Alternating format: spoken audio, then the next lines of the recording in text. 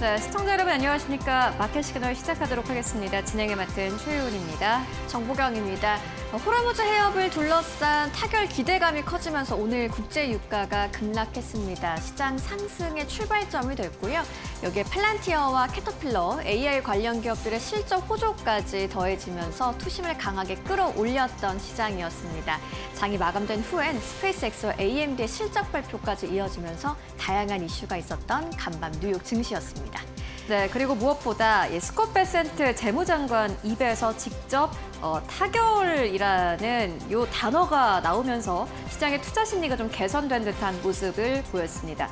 이 스콧 베센트 입에서 직접 나왔다라는 게 굉장히 중요해 보이고요.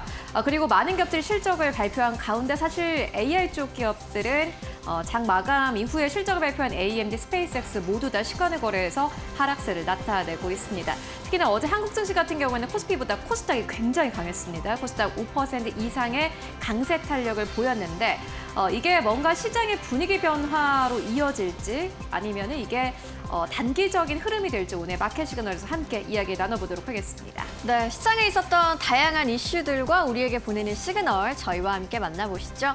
저와 함께 뉴욕 증시 3대 지수의 마감 상황부터 확인해 보도록 하겠습니다. 뉴욕 증시 3대 지수의 마감 상황입니다. 오늘 장 초반부터 강하게 올라준 시장이었고요. 장 마감 시간까지 계속해서 상승세를 이어갔습니다. 다우지수가 1.71% 올랐고요. 나스닥의 강세가 가장 두드러졌습니다. 2.6%에 가까운 상승을 보여줬고 S&P 500도 1.79% 오르면서 사상 최고치를 경신했습니다. 3대 지수 이렇게 강세로 마감한 시장이었습니다. 호르무즈 해협을 둘러싼 리스크가 완화되면서 오늘 국제유가는 급락을 했는데요. WTI가 6% 넘게 내리면서 배럴당 75달러 선에서 우리 시간 5시 기준으로 거래가 됐고요. 오늘 반도체도 강하게 올라주면서 AI 랠리 해줬습니다. 필라델피아 반도체 지수는 6.55% 상승하면서 마감했습니다. 오늘 시장에 어떤 이슈들이 이렇게 시장을 움직이게 만들었을까요? 마켓 무버 이슈로 지금부터 만나보시죠. 먼저 호르무즈 협상 진전에 대한 기대감으로 유가가 급락하면서 증시는 신고가 랠리를 다시 한번 기록했는데요. 자세한 이야기 살펴보시죠. 오늘 시장의 출발점이 됐던 이야기입니다. 앞서 오프닝에서 전해드린 것처럼 베선트 재무장관이 오늘 또는 내일 합의에 대한 가능성을 언급했다는 것이 투심을 끌어올렸습니다. 이란도 유럽의 기뢰 제거 참여를 검토하는 등 기존보다 상당히 유연한 모습을 보여주었는데요. 이렇게 협상 진전에 대한 기대감이 시장에는 확대가 됐습니다. 다만 이 호르무즈 협상, 운영권과 통행료 등의 쟁점이 남아있기 때문에 최종 타결까지는 아직 추가 협상이 필요한 상황이라는 점은 체크를 하셔야겠습니다. 일단 시장은 반응을 했습니다. 국제유가가 오늘 장중에 5%대 급락을 하다가 우리 시간 5시 기준으로는 6%대까지 떨어졌고요. 국채금리도 장단기물이 동반 하락했습니다. S&P 500 사상 최고치로 마감을 했고 다우지수도 장중에 사상 최고치를 터치했는데요. 이렇게 호르무즈 협상이 유가를 끌어내렸고 AI 실적은 증시를 신고가까지 끌어올렸습니다. 이 두 번째 이슈를 통해서 이 이야기를 마저 살펴보도록 하시죠. 팔란티어와 캐터필러의 실적 발표가 AI 랠리에 불을 지폈는데요. 자세하게 확인해 보도록 하겠습니다. AI 랠리의 주인공, 먼저 팔란티어입니다. 2분기 실적을 발표했는데 서프라이즈로 발표가 됐습니다. 매출이 19억 4천만 달러로 시장의 예상치를 웃돌았고요. EPS도 0.41달러로 시장의 예상을 마찬가지로 상회했습니다. 이렇게 어닝 서프라이즈가 나온 가운데 시장은 특히나 미국의 상업 매출이 149% 증가했다는 부분에도 주목을 했고요. 연간 가이던스까지 상향한 팔란티어입니다. 오늘 주가가 30% 가까이 말 그대로 폭등을 했고요. 시티, UBS, 뱅크 오브 아메리카 등도 목표 주가를 줄상향했습니다. 중요했던 건 AI 소프트웨어 수요가 여전히 폭발적이라는 점을 시장이 확인했다는 부분입니다. 그리고 오늘 또 다른 주인공이 있었습니다. 바로 캐터필러인데요.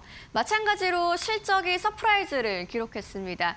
매출이 205억 달러로 사상 최대 수준, EPS도 8달러대로 시장의 예상치인 6달러대를 크게 상회하는 수준으로 나왔는데요. 특히나 핵심은 AI 데이터 센터 건설 확대가 발전 설비와 건설 장비 수요 증가로 이어졌다는 겁니다. 그래서 캐터필러의 실적이 급증하면서 특히나 수주 잔고는 721억 달러로 사상 최대 수준을 기록했습니다. 오늘 캐터필러의 주가 6% 가까운 급등세로 마감을 했는데요. 시장이 AI 투자 확대가 이제는 산업재까지 확산되고 있다는 점을 확인했습니다. 이어서 한번 살펴보시죠. 오늘 시장의 반응입니다. 오늘 반도체 쪽을 포함해서 AI 관련주 전반의 매수세가 이어졌습니다. 과거에는 AI 투자 수혜가 반도체에 집중이 됐다면 오늘 확인할 수 있었던 부분은 소프트웨어, 인프라, 산업재까지 그 AI 투자의 수혜 범위가 넓어지고 있다는 점을 시장이 확인했다는 겁니다. 시장 관점에서 정리를 해본다면 AI가 기대가 아닌 실적으로 증명됐다는 점을 오늘 시장이 주목을 했고요. 그 수혜가 소프트웨어 그리고 산업재까지 확산되고 있다는 점을 높게 평가했다라고 정리해 볼 수 있겠습니다. 그리고 오늘 고용지표도 발표가 됐습니다. 6월 졸트 구인 건수인데요. 시장의 예상을 소폭 밑도는 수준으로 나왔습니다. 하지만 채용이 늘고 해고는 낮은 수준을 유지하면서 노동시장 여전히 안정적인 모습을 보여줬는데요. 다만 시장에 미치는 영향은 다소 제한적이었고요. 투자자들의 시선은 이번 주 금요일 발표되는 7월 고용보고서를 향하고 있습니다. 그리고 오늘 장이 마감된 후에 또 빅 이벤트가 있었죠. 바로 스페이스X와 AMD의 실적 발표였는데요. 이를 포함한 자세한 종목 이야기 최여운 앵커가 이어가겠습니다. 네, 간밤 증시에서 뉴욕 증시에서 70%가 넘는 종목들이 상승을 받으면서 거래 마감했습니다. 오늘 이 히트맵의 색깔 여러분들 보시면요. 거의 초록색입니다. 빨간색은 거의 찾아볼 수가 없고 거의 대부분 보시다시피 대부분의 종목들이 상승이었다라는 부분을 이 히트맵의 색깔을 통해서 확인하실 수 있습니다. M7 기업들 대체적으로 상승한 가운데 아마존이 제프 베이조스가 이 주식을 매각했다는 소식과 함께 하락세. 다만 아마존 제외하고는 사실 거의 대부분 초록불로 거래 마감했습니다. 실적 발표한 기업들이 있었습니다. 캐터필러 그리고 맥도날드도 실적을 발표를 했습니다. 그리고 어제 또 팔란티어와 스냅도 실적을 발표를 했는데 실적에 대한 기대감 그리고 앞으로 광고 시장 확대에 대한 기대감까지 겹치면서 스냅의 주가도 역시나 마찬가지로 상승 탄력을 보였고요. 그 이외에 반도체 쪽도 꽤나 좋았습니다. 브로드컴, AMD, 인텔 그리고 퀄컴 그리고 장비 쪽도 꽤나 좋았고요. 샌디스크 다시 한번 10% 넘게 급등세 나오면서 거래 마감했습니다. 팔란티어를 필두로 보시다시피 오라클도 역시나 마찬가지 상승 탄력을 보였고 크라우드 스트라이크도 역시나 마찬가지 두 자릿수의 급등세 그리고 이렇게 성장주만 좋았던 것이 아니라 금융주까지 일제히 좋았습니다. JP모건, 비자, 마스터카드, 뱅크 오브 아메리카 그리고 웰스파고까지 일제히 상승세 그리고 방산 쪽도 좋았네요. 지 에어로스페이스 2.2%대 상승 나왔고 보잉도 1.5%대 상승, 로키드 마틴도 0.5%의 상승세 나오면서 거래 마감했습니다. 테슬라도 역시나 마찬가지로 상승세. 그리고 보시다시피 맥도날드가 지난 간밤에 실적을 발표를 했는데 1%대 상승 나왔습니다. 대체적으로 모든 업종과 종목들이 상승하는 장이었습니다. 그렇다면은 이제 우리는 장 마감 후로 가보도록 하겠습니다. AMD가 실적을 발표했습니다. 어떻게 보면은 오늘 글로벌 시장이 가장 기다렸던 게 이 AMD의 실적이었습니다. 실적 좋았습니다. 당연히 좋아야 하고요. 매출 같은 경우에는 112억 9천만 달러가 시장 예상치였는데 보시다시피 115억 4천만 달러로 집계가 됐습니다. 지난해 동기 대비했을 때 매출이 무려 50% 넘게 성장한 것으로 나타났습니다. 엔비디아보다 더 강력한 성장세가 나왔고요. EPS, 주당 순이익, 일단 YOY 기준으로 했을 때 100% 넘게 성장한 것으로 나타났습니다. 이게 쉽게 이야기를 하자면은 지난해보다 매출은 절반 가깝게 늘었고 수익성은 100% 넘게 성장했다라고 보면 되겠습니다. 시장 예상치 대비해서 상회한 1.66달러의 주당 순이익을 발표를 했습니다. 그리고 보시다시피 데이터 센터 매출, 서버 CPU 매출 모두 다 좋았습니다. 특히나 시장에서 가장 좀 주목을 했던 것은 데이터 센터 쪽의 매출이었습니다. 이게 AMD가 이제 데이터 센터에 들어가는 쪽의 칩을 얼마나 생산하느냐가 결국에는 앞으로의 실적을 결정하기 때문에 이 시장에서 가장 기다려왔던 업종 부문이기도 한데요. 보시다시피 67억 2천만 달러를 기록을 했고요. 지난해 동기 대비해서 107% 넘게 성장한 것으로 나타났습니다. 서버 CPU 같은 경우에는 보시다시피 38억 4천만 달러를 기록을 했는데 이게 전년 동기 대비해서 6% 넘게 성장한 것으로 나타났습니다. 매출 가이던스도 괜찮았고요. 그리고 매출 총이익률 가이던스도 역시나 마찬가지로 괜찮았는데 시장에서 주목을 했던 것은 시장의 예상치를 상회한 EPS 매출이 아니라 이 부분이었습니다. 서버 CPU 매출. 이게 여러분들 보시다시피 다른 쪽 대비해서 성장률이 한 자릿수인 것을 확인하실 수 있습니다. 6%대 성장세. 이게 지금 EPS가 100% 넘게 성장하는 회사에 맞는 부분이 아닌 것 같다라는 생각까지 들 정도입니다. 이 이유가 보시다시피 이 PC 쪽의 수요가 굉장히 둔화하고 있기 때문입니다. 이에 따라서 시간을 거래해서 AMD 주가는 오히려 이렇게 좋은 쪽에 집중하기보다는 AMD PC 쪽에 들어가는 칩의 수요가 떨어지는 거 아니야? 라는 우려감이 나오면서 보시다시피 주가가 뚝 떨어지는 모습을 함께 확인하실 수 있습니다. 이게 정규장에서 7% 넘게 급등했는데 보시다시피 시간을 거래해서 8% 가깝게 하락하면서 어떻게 보면은 정규장의 상승이 거의 의미가 없을 정도로 보시다시피 뚝 떨어지는 모습을 확인할 수 있습니다. 시장이 참 이상합니다. 왜냐하면은 지금까지 AMD의 PC 쪽의 매출 가이던스는 전혀 신경 쓰지 않았는데 막상 실적을 발표하고 보니 이유를 붙이는 것 같습니다. EPS 매출 모두 다 좋았고 AI 쪽에 사업 매출도 역시나 마찬가지로 잘 따라붙고 있는데 이제 와서 PC 쪽이 생각보다 안 좋네라는 컨센서스가 지금 형성이 되고 있는 겁니다. 월가의 속내는 무엇일까요? 저희 바로 분석 보도록 하겠습니다. CNBC는 이러한 제목의 기사를 냈습니다. AMD 실적 발표를 앞두고 있다. 그리고 옵션 거래량에 따라서 우리가 지금 기술적 분석상에 따라서 AMD 주가를 보겠다라는 제목의 기사를 냈는데요. 기술적인 지표를 봤을 때 CNBC는 이 전문가의 말을 인용해서 이렇게 이야기를 합니다. 사실상 대부분 매도 신호를 보이고 있다라고 설명을 하고 있습니다. 스토캐스픽 지표, 일목균형표, 그리고 MACD, 그리고 이동평균선, 5일선, 21선, 61선까지 다양한 기술적인 지표를 봤을 때 지금 AMD는 사실상 우리에게 매도 신호를 보내고 있다라는 투자 의견을 인용해서 보도했습니다. 이게 사실 AMD뿐만이 아니라 대체적인 지금 미국 증시 그리고 한국 증시도 마찬가지고요. 기술주 쪽에서의 흐름이기도 합니다. 7월 1일 이후 실적을 발표한 테크 기업들의 45곳 중에 36개가 7월 이후로 하락세를 나타내고 있는 상황이라고 합니다. 좋은 실적에는 시장이 거의 반응을 하지 않고 있고 기대에 못 미치는 실적에는 강한 매도세가 나오고 있다라고 논평을 했는데요.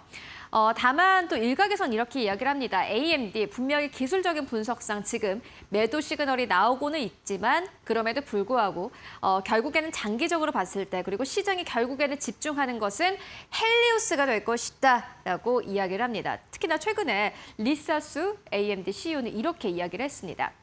헬리우스는 베라 루빈보다 연산 성능은 15% 우수하고 HBM 용량은 50% 많고 투자 대비해서 AI 추론 성능은 30% 높다라고 설명을 한 바 있습니다. 이게 실제로 AMD의 주력 칩이 된다면은 아마 이 AMD의 주가는 엔비디아만큼 더 크게 상승하고 시가총액이 더 커질 수 있겠죠. 그렇기 때문에 시장에서 기대를 하고 있는 건데요. 현재 엔비디아가 AI 가속기 시장 약 90%를 점유하고 있는데 AMD가 일부만 확보하더라도 유의미하다라는 투자 의견들 나오고 있습니다. 이게 결국에는 이건 것 같습니다. 시간의 거래에서는 지금 이쪽에 조금 더 무게를 두고 있습니다. 기술적인 분석상 AMD는 약간 지금 매도 시그널이 나오는 게 아닌가 그리고 부정적인 요 뉴스에 조금 더 집중을 하고 있는 반면에 또 모르겠습니다. 지금까지는 그랬지만은 앞으로 요 헬리우스에도 집중이 되면서 주가가 다시 한번 반전 추세로 돌아설지 투자자들의 마음은 참 어렵습니다만은 결국에는 이 두 가지 중에서 여러분들도 선택을 하셔야 될 것 같습니다. AMD의 실적은 이랬고요. 그리고 또 시장에서 기다려왔던 스페이스X의 실적 만나보도록 하겠습니다. 스페이스X의 실적도 굉장히 놀라웠습니다. 68억 7천만 달러가 가이던스였는데 요것보다 훨씬 더 높은 실적을 냈습니다. 78억 1천만 달러로 집계가 됐습니다. YOY 기준 했을 때 92%의 성장 흐름을 나타냈고요. EPS도 마찬가지입니다. 주당 순이익이 아니라 주당 순손실이겠죠. 원래는 16센트의 손실을 예상을 했었는데 실질적으로 9센트의 손실을 기록한 것으로 나타났습니다. YOY 기준 했을 때도 역시나 마찬가지로 굉장히 높은 성장세를 보였습니다. 73%의 성장률을 보였습니다. 매출 자체가 큰 폭으로 성장했다는 것은 굉장히 긍정적입니다. 왜냐하면 스페이스는 말 그대로 성장주입니다. 지금부터 이 시장 사이즈를 얼마나 늘려가느냐가 굉장히 중요한 그런 기업인데 스페이스X 보시다시피 매출이 큰 폭으로 늘어난 것으로 나타났습니다. 스타링크 매출, 그러니까는 연결성 사업입니다. 이 사업 같은 경우에는 지난해 동기 대비해서 65%의 성장 흐름을 나타냈고요. 43억 달러 가깝게 매출을 기록한 것으로 나타났습니다. 그리고 스타링크 총 가입자 수 같은 경우에는요, 1,200만 명을 기록해서 지난해 동기 대비했을 때 무려 100% 넘는 성장 흐름을 나타내기도 했습니다. 그리고 스페이스X가 실적 발표 이후에 SNS X를 통해서 밝혔는데요. 첫 스타마인드 이 같은 경우에는 내년에 우주 발사를 예정을 하고 있다라고 이야기를 했습니다. 이게 컴퓨팅, 그러니까 AI 컴퓨팅 자체를 우주로 쏘아 올리는 사업입니다. 지금까지 성공한 기업은 한 군데도 없습니다. 이게 만약에 스페이스X가 실제로 성공하게 된다면 엄청난 주가 탄력이 될 것으로 보입니다. 그리고 스페이스X는 이번에 실적 발표 후에 SNS X를 통해서 이렇게 밝혔습니다. 엔비디아와 협업을 해서 컴퓨팅 하드웨어를 공동 설계를 하겠다라고 밝혔고요. 여기에는 엔비디아의 칩이 들어갈 예정입니다. 베라 루빈과 같은 칩이 탑재될 예정이다라고 발표를 했습니다. 일단 기대감은 커지고 있습니다. 다만 시장에서 좀 주목을 하고 있는 것은 캐펙스 투자입니다. 지금 스페이스X가 IPO를 통해서 어마어마한 현금을 결국에 확보를 했는데 안 그래도 손실이 나는 기업에게 캐펙스 투자가 너무 많다 보면은 아마 좀 걱정이 될 수밖에 없겠죠. 지금 183억 달러 정도로 발표를 했는데 전년 동기 대비해서 550% 넘는 설비 투자액을 보시다시피 결정을 한 겁니다. 그렇다면 시간의 거래에서의 반응은 어떨까요? 이어서 만나보도록 하겠습니다. 당연히 시간의 거래에서는 그만큼 좀 반응이 올 수밖에 없는 상황입니다. 보시다시피 정규장에서는 9% 넘게 급등했습니다. 125달러 선까지 올랐는데요. 다만 이러한 결정과 함께 주가가 7% 넘게 급락세를 나타내고 있습니다. 116달러까지 뚝 떨어지면서 AMD도 마찬가지고 스페이스X도 마찬가지고요. 정규장의 급등 흐름을 모두 다 내어주는 흐름을 보여주고 있습니다. 그렇다면 왜 이렇게 스페이스X의 주가가 떨어지는 걸까요? 이어서 만나보도록 하겠습니다. 일단은 오늘은 이 부분에 좀 집중을 해보셔야 될 것 같은데요. 결국에는 부채 부담이 될 것 같습니다. 현금은 굉장히 늘었습니다. 스페이스X 같은 경우에는 IPO 이전에는 현금이 159억 달러였고요. 총 부채가 605억 달러였습니다. 그런데 이 IPO 기업 공개를 굉장히 성공적으로 마무리했습니다. 이에 따라서 보시다시피 900억 달러 이상의 현금을 쥐게 됐는데 보시다시피 캐펙스 투자 자체를 550% 이상 증가한 금액을 발표했습니다. 그래서 시장에서 걱정을 하고 있습니다. 생각보다 이게 부채가 더 많아질 수도 있겠네라는 우려감이 나오고 있고요. 이에 따라서 시간의 거래에서 주가가 좀 떨어지는 것으로 보여집니다. 그리고 무엇보다 지금 또 시장에서 걱정을 하고 있는 것은 보호 예수 해제 물량입니다. 락업 물량에 대한 좀 우려감이 나오고 있는 상황인데요. 8월 6일부터 수익의 주 규모의 내부자 보유 주식 거래가 가능해지고 이는 현재 유통 물량의 약 3배에 해당한다라는 이야기 나오고 있습니다. 결국에 시장에서는 지금 부채 부담과 락업 물량에 대한 우려감이 좀 나오면서 정규장의 상승 흐름을 모두 다 내어주는 흐름을 보여주고 있습니다. 다만 또 시장에서 약간의 반전을 기대할 수 있는 부분도 있습니다. 바로 테슬라 합병 여부인데요. 최근에 스페이스X의 사장은 이렇게 이야기를 합니다. 합병이 이뤄진다면 일론 머스크의 삶이 조금 더 쉬워질 수도 있다라고 이야기를 합니다. 그만큼 스페이스X의 안에 들어가는 현금이라든지 요 수익성에 대한 우려감을 조금 더 경감시킬 수 있을 테고요. 그리고 지금도 도이체방크는 이 부분에 집중을 하고 있습니다. 스타쉽 14차 시험 비행은 8월 말 또는 9월 중에 진행될 것으로 예상된다라면서 스타쉽 쪽에 조금 더 집중을 해보자라는 이야기 나오고 있습니다. 일단 시간의 거래에서는 부채 부담에 대한 우려감 그리고 락업 물량에 대한 우려감이 나오면서 시간의 거래에서는 하락세를 나타내고 있습니다. 다만 또 앞으로 정규장에서 그리고 이번 주가 지나고 다음 주가 돼서 또 시장에서는 어떠한 부분에 집중하게 될지 여러 가지 포인트들을 함께 체크해 보시면 좋을 것 같습니다. 네, 지금까지 AMD 그리고 스페이스X의 실적 발표 함께 정리해 보았습니다.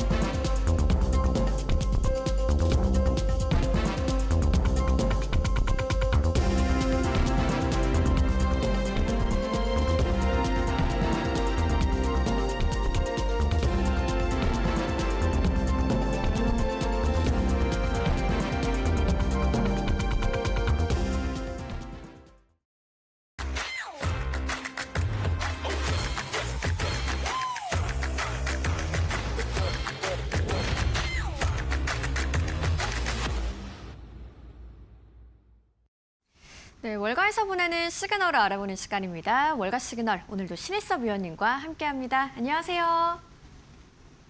네, 시장 마감 상황 짧게 좀 여쭤보고 가겠습니다. 오늘 국제유가가 급락했고 AI 기업들의 실적 호조로 투심에 강하게 좀 끌어올려진 하루였습니다. 3대 지수 강하게 올라줬는데 시장 상황 좀 어떻게 보셨어요? 네, 미국 증시는 4월 달부터 솔직히 뭐 어떤 외부 변수의 영향 거의 없이 그냥 주구장창 위로 올라왔다고 해도 과언이 아닙니다.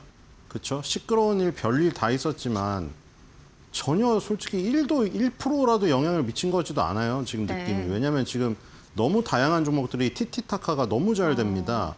여러분 요즘에 잘 생각해 보세요. 애플이 시가총액 1위에 가기도 했었죠.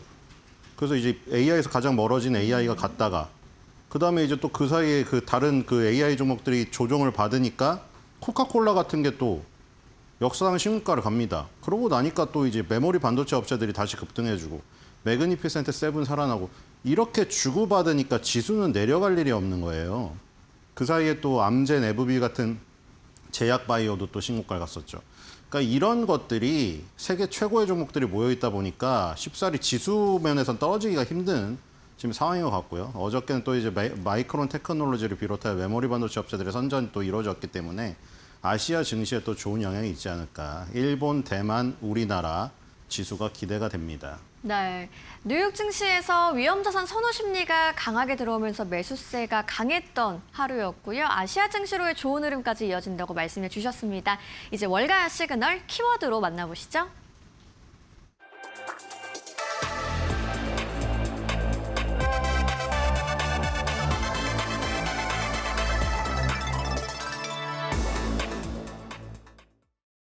샌디스크와 SK하이닉스가 업계 최초로 HBF의 표준 사양을 공개했는데요. AI 추론 메모리의 새로운 판이 열릴 수 있을지 오늘의 키워드 이야기 나눠보도록 하겠습니다. 네, 이제 AI는 생성형 AI 시대에서 피지컬 AI 시대, 그다음에 그 안에서는 이 지금 그 학습 영역에서 추론 영역으로 넘어가고 있습니다. 네. AI들이 다 학습은 끝났죠. 물론 아까 전에 큰 것을 먼저 말씀드렸는데 피지컬 AI는 이제 학습을 열심히 해야죠. 그 로봇이라든가 자율주행차가 직접 우리 생활에 돌아다니면서 빅데이터를 수집하고 학습을 해야죠. 이제 그거는 나중 얘기고 다음 세대니까요. 생성형 AI 섹터 내에서 보시면은 추론 단계잖아요. 그러니까 생성형 AI들이 학습은 다 웬만큼 끝냈습니다. 왜냐면 지금도 학습을 하고 있으면 늦죠. 지금 사람들이 질문을 하루에도 계속 끊임없이 던지고 있는데 거기서 학습을 하고 있으면 어떻게 합니까? 그러니까 지금 뭐 챗GPT라던가 제미나이라던가 그록이라던가 뭐 클로드라던가 누가 더 빠르게, 누가 더 정확하고, 누가 더 다양한 답변을 내놓는가 그 싸움이잖아요. 추론 시장으로 넘어갔단 말이에요. 그러니까 지금 학습 단계보다 훨씬 더 많은 컴퓨팅, 그 정보 저장 능력과 해석 능력이 필요합니다. 그러다 보니까 이제 HBF까지 출연을 하게 된 거죠. 뭐냐면 이제 HBM이라는 것 자체도 D램이죠. 네. D램이랑 낸드 플래시가 메모리 반도체 업체의 대표 아이템이잖아요. D램은 여러분들이 컴퓨터 전원을 꺼버리면은 휘발성으로 날아가 버리고, 그러니까 날아가 버리니까 그걸 저장하려고 낸드 플래시 같은 비휘발성 메모리에 저장하는 거잖아요. 근데 이제 그 HBM은 D램을 수직으로 쌓은 겁니다. 여러분들 삼성전자 SK하이닉스 뉴스 많이 보시다 보면은 뭐 삼성전자가 TSMC랑 나노 경쟁을 한다. 뭐 3나노, 2나노, 1나노. 그게 D램의 선폭을 얘기합니다. 선폭의 미세화가 이루어지는 것이거든요. 머리카락 굵기랑은 상대도 안 되는 코로나 바이러스보다 훨씬 더 작은 그 선폭의 미세화를 얘기하는 거죠. 그다음에 이제 낸드 플래시에서는 뭔 얘기 나옵니까? 256단이니, 512단이니, 1000단 이상이니 그게 층을 얘기하는 것이거든요.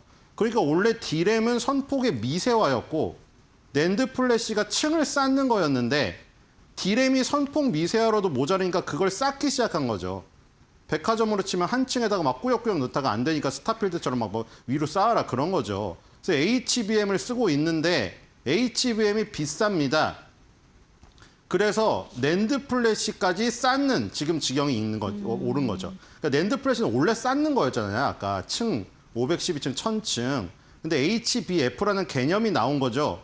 왜냐하면 SSD라고 불리우는 요즘에는 하드를 장착하지 않잖아요. 컴퓨터 맞추실 때 보면 SSD 먼저 고르고 뭐 램 고르고 이러잖아요. SSD 안에 낸드 플래시가 들어있습니다.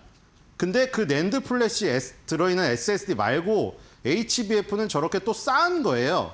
근데 그게 왜 나왔냐면 HBM은 속도가 높고 성능이 좋아요. 근데 비용이 많이 들죠. SSD는 보통 속도의 저비용입니다. 우리 일반 컴퓨터에서 쓰는 거예요. 네. 그걸 데이터 센터에서 쓰려면 조금 더 돈을 주면 그 HBM과 SSD의 중간 속도를 낼 수가 있게 되는 겁니다.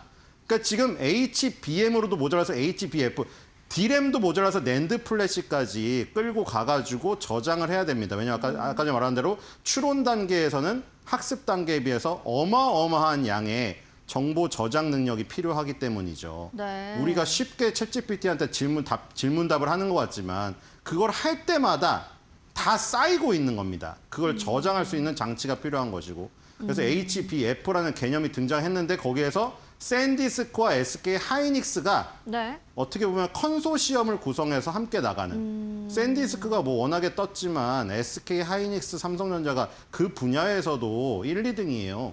그렇기 때문에 낸드 플래시 부분에서도 어떻게 보면 선도 역할을 할 수가 있다. 그래서 HBF의 메모리 표준 사양을 공개를 했다고 합니다. 그래서 샌디스크가 급등을 했기 때문에 SK 하이닉스에도 좋은 영향이 있을 거라는 생각이 들고요.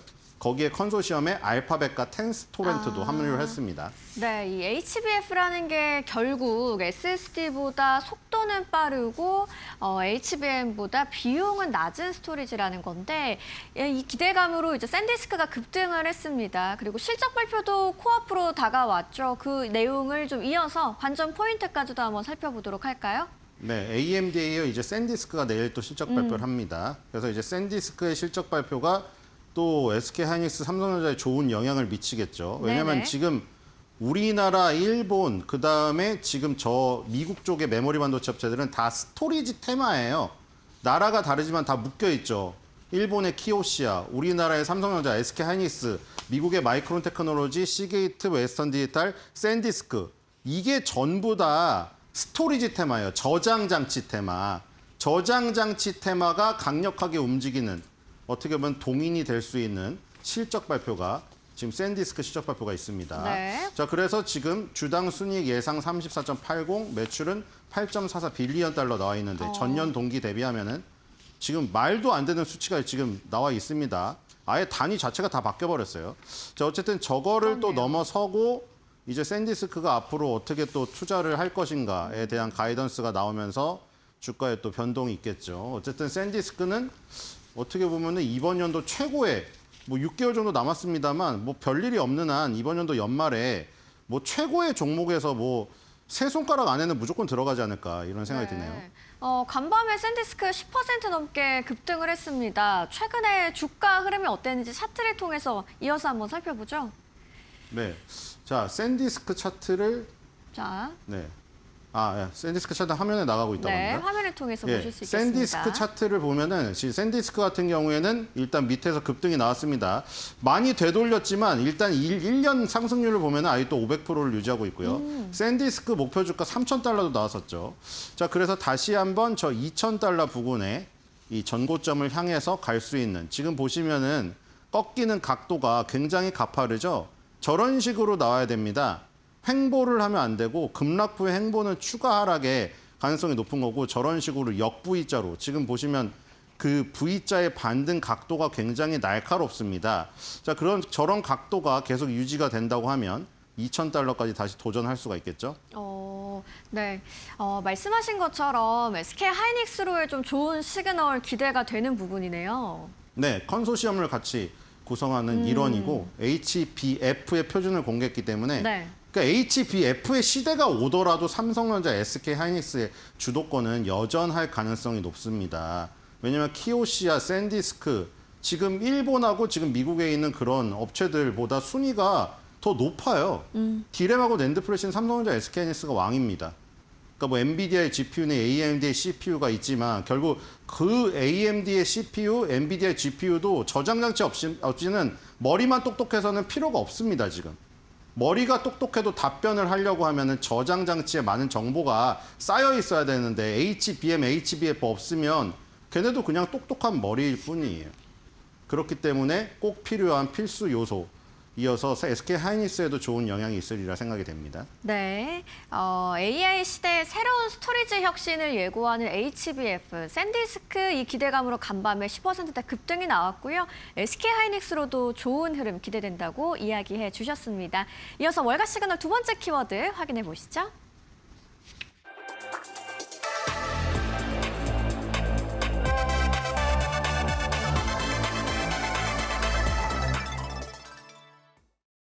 오늘 장이 마감된 후에 스페이스X가 첫 실적 발표를 내놨습니다. 매출과 주당 손실 모두 이제 시장의 기대를 뛰어넘는 수준으로 나왔는데 어떻게 좀 보셨는지 이야기 나눠보도록 하겠습니다. 네, 주당 순이익이 좀만 더 높게 났으면 플러스가 나올 뻔했어요 지금. 그렇네요. 근데 이 지금 저 주당 순이익이 마이너스다 보니까 저 엊그저께인가도 그 엔비디아랑 뭐 비교할 때 이 PSR로 하잖아요. 주가 매출 순이익 비율. 왜냐면 네. 순이익이 안 나오니까 매출 대비로 하는 거거든요. PSR로, PER로 못 하고. 근데 어쨌든 지금 PSR로 해가지고 엔비디아보다 뭐 비싸다 뭐 그것도 했지만 사실 스페이스X에 대한 기대감, 그다음 엔비디아랑 또 이 결이 다른 종목이기 때문에 단순 비교는 어렵다고 봅니다. 자, EPS가 0.09 마이너스 나왔고 매출은 7.81 빌리언 달러 나왔는데 둘 다 예상 상회했습니다. 하지만 지금 시간외에서 장 중에 올랐던 폭 그대로 다 내뱉는 지금 급락이 나오고 있다는 사실입니다. 맞습니다. 장중에 좀 반응이 좋았던 스페이스X였는데 장이 마감된 후에 10일 거래에서 주가는 하락하면서 상승분을 거의 다 반납하고 있는 모습까지 저희가 앞서 확인을 했습니다. 스페이스X 실적 발표와 관련해서 월가의 의견은 어떤지도 궁금한데 다음 화면 통해서 한번 살펴보죠. 네, 목표 주가가 무려 지금 233.18인데 상승 여력이 거의 90%입니다. 네. 매수 의견 23, 보유 6, 매도 2개에 모더레이트 바이니까 아주 좋은 지금 상황이죠. 자, 근데 네. 지금 보니까 역시 지금 현재 돈을 벌고 있는 거에 주목을 한 것 같습니다. 왜냐하면 지금 스타링크가 가입자를 늘려야 되는데 우리나라 통신사도 보시면은 가입자 늘리려고 처음에 어떻게 합니까? 프로모션 때리죠. 그러니까 지금 요금제를 낮추면서 미국은 모르겠는데 소득이 미국보다 낮은 나라에 갈 때는 요금제를 조정을 해야 되잖아요. 네. 그러니까 가입자 수가 늘었는데 한 명당 가입 요금이 낮아져서 수익이 낮아졌어요. 스타링크에서. 그 부분에 아마 주목을 한 것 같습니다. 스타링크 쪽이 실적이 압도적으로 나올 것으로 기대를 해가지고 장중에 올랐다가 그 부분이 안 좋게 나온 것을 확인하자 어. 시간에 급락을 하고 있다 이렇게 보입니다. 아, 알겠습니다. 자, 스페이스X 최근의 주가 흐름까지 한번 이어서 살펴보도록 하시죠. 네, 여기는 지금 이동평균선을 넣지 않았는데 네네. 이동평균선도 정확히 지킵니다. 지금 7월 달부터 저 계속 내려간 게 11선 저항 맞고 머리에서 계속 맞고 떨어진 거거든요. 자, 그 다음에 오늘 크게 반등해서 11선을 뚫었어요. 근데 머리 위에서 정확하게 또 꼬리가 어디 걸렸냐? 21선에 걸렸습니다, 지금. 이동평균선 넣고 보시면 나와요. 네. 그래서 21선에 머리를 딱 박았기 때문에 20일이 지나서 21선이 생겼죠. 20일 이동평균선을 이제 뚫어야 되는 지금 상황입니다. 거기를 뚫어야 이제 뭔가 뭐 어떻게 저 위로 가려고 하는 시도를 할 텐데 지금으로서는 굉장히 답답한 흐름이고 아까 지금 뭐 다른 차트들 있죠. 샌디스크나 이런 것처럼 네. 역V자 반등이 나와야 되는데 지금 반등의 각도가 상당히 약합니다. 그래서 뭐 실질적인 반등을 지금 노리려면은 그런 강한 반등이 나오고 한번 눌림목이 주어지는 이른바 여러분들이 좋아하시는 쌍바닥이나 W자가 확인이 돼야지 적극적으로 일단 매수를 해볼 수 있을 것 같습니다. 지금은 약간 애매모호한 구간이라고 할 수가 있겠습니다. 네, 월가의 투자 의견은 매수가 우세했습니다만 스페이스X 아직은 뚜렷한 반등이 없는 상황이고요. 시외 거래에서 주가는 현재 6% 넘게 빠지고 있다는 점까지 확인해 볼 수가 있겠습니다. 자, 오늘의 월가 시그널도 신일섭 위원님과 함께했습니다. 좋은 말씀 고맙습니다.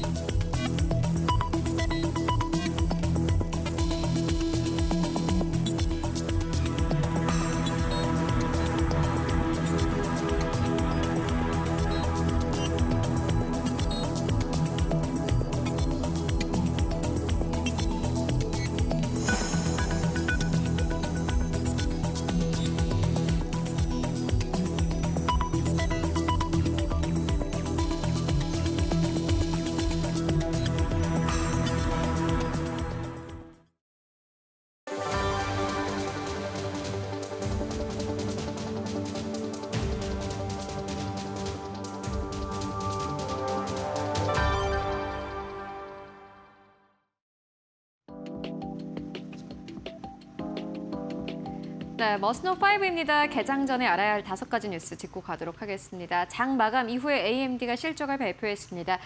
지금 시장 참여자들이 가장 기다려온 실적 발표 중 하나이기도 한데요. EPS와 매출은 모두 다 시장의 예상치를 상회했지만 시간의 거래에서 하락세를 나타내고 있습니다.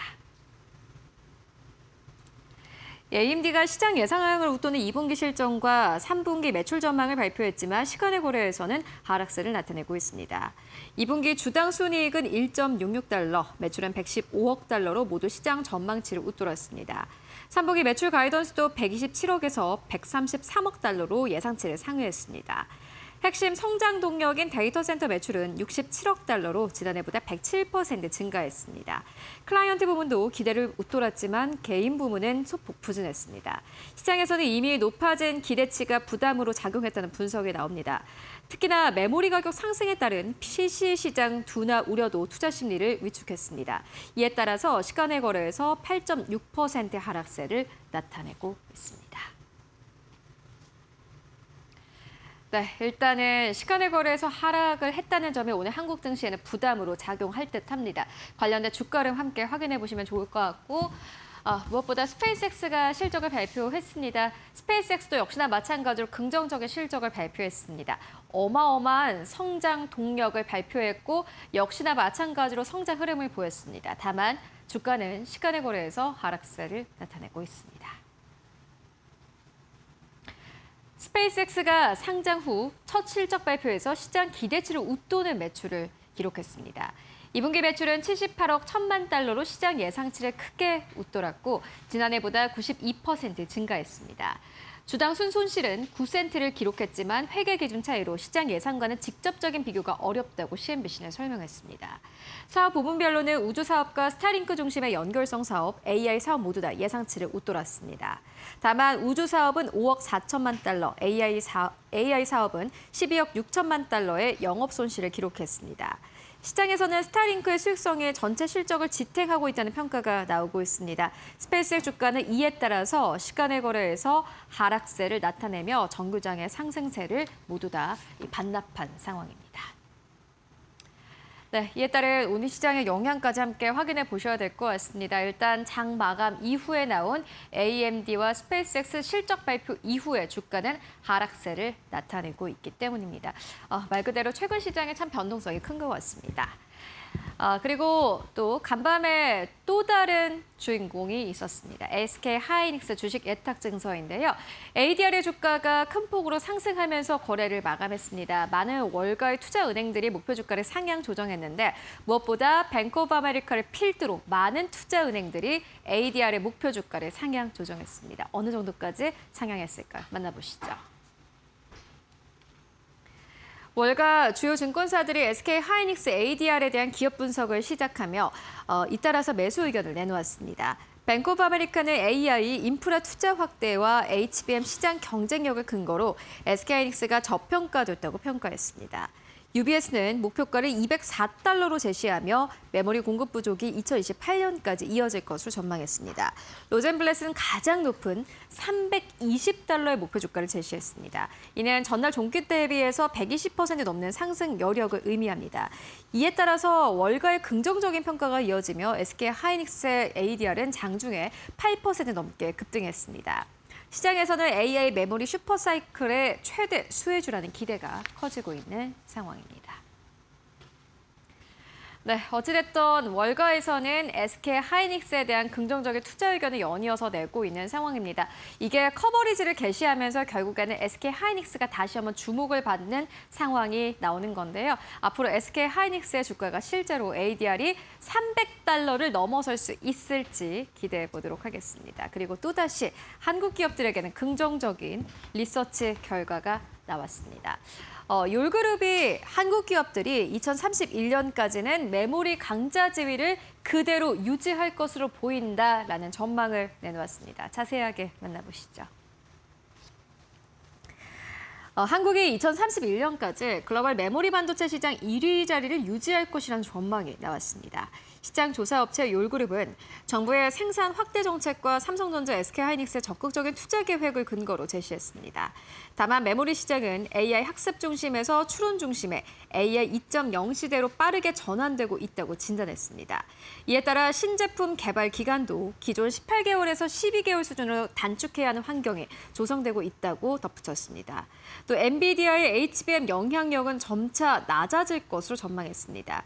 구글 TPU 등 맞춤형 AI 반도체 채택이 늘어나고 있기 때문입니다. 한편 중국의 CXMT 기술력도 빠르게 향상되고 있다고 평가했습니다. 네, 앞으로 한국 기업들의 약진을 좀 기대를 해보도록 하겠습니다. 이어서 마지막 뉴스 만나보시죠.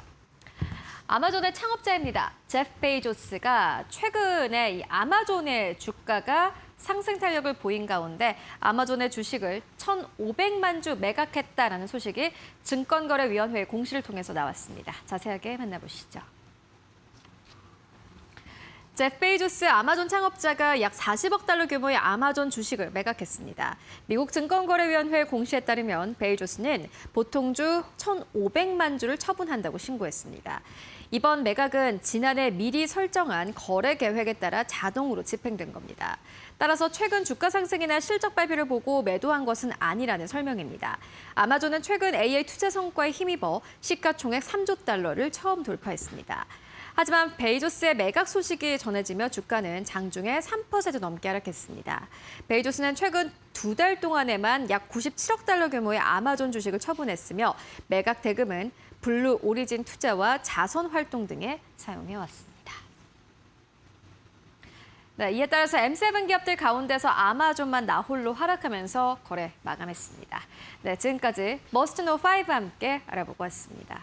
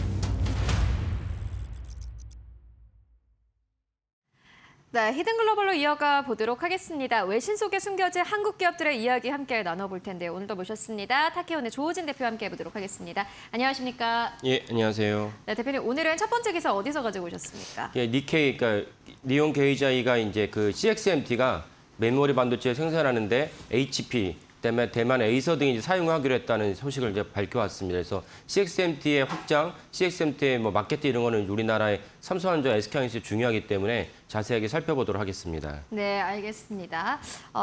니케이의 이제 신문 기사를 가지고 오셨는데 HP, ASUS, 에이서가 메모리 부족에 CXMT 칩을 사용하기 시작했다라는 보도를 가지고 오셨습니다. 이 뉴스에는 어떠한 내용이 담겨져 있습니까? 예, 그 지금 메모리가 너무나도 이제 그 없기 때문에 메모리 가뭄이 지속되기 때문에 네. 이거는 사실 전 세계적입니다. 그럼 중국도 말할 것도 없고, 그 우리가 알고 있는 중국의 대규모 IT 기업들 있죠. 텐센트라든지 바이두라든지 알리바바 등도 메모리가 필요합니다. 그게 무슨 말씀이냐면은 CXMT의 메모리를 갖다가 중국의 자국 기업들만 갖고 가기에도 사실 빠듯한데 이 CXMT가 굳이 HP나 에이서스에다 갖다 줄 물량이 있느냐라는 관점에서 볼 수가 있습니다. 그렇다면 사실은 CXMT의 그 D램이 아까 말씀드린 HP에 갈지라도 물량이 많지는 않을 것이다라고 추정할 수가 있습니다.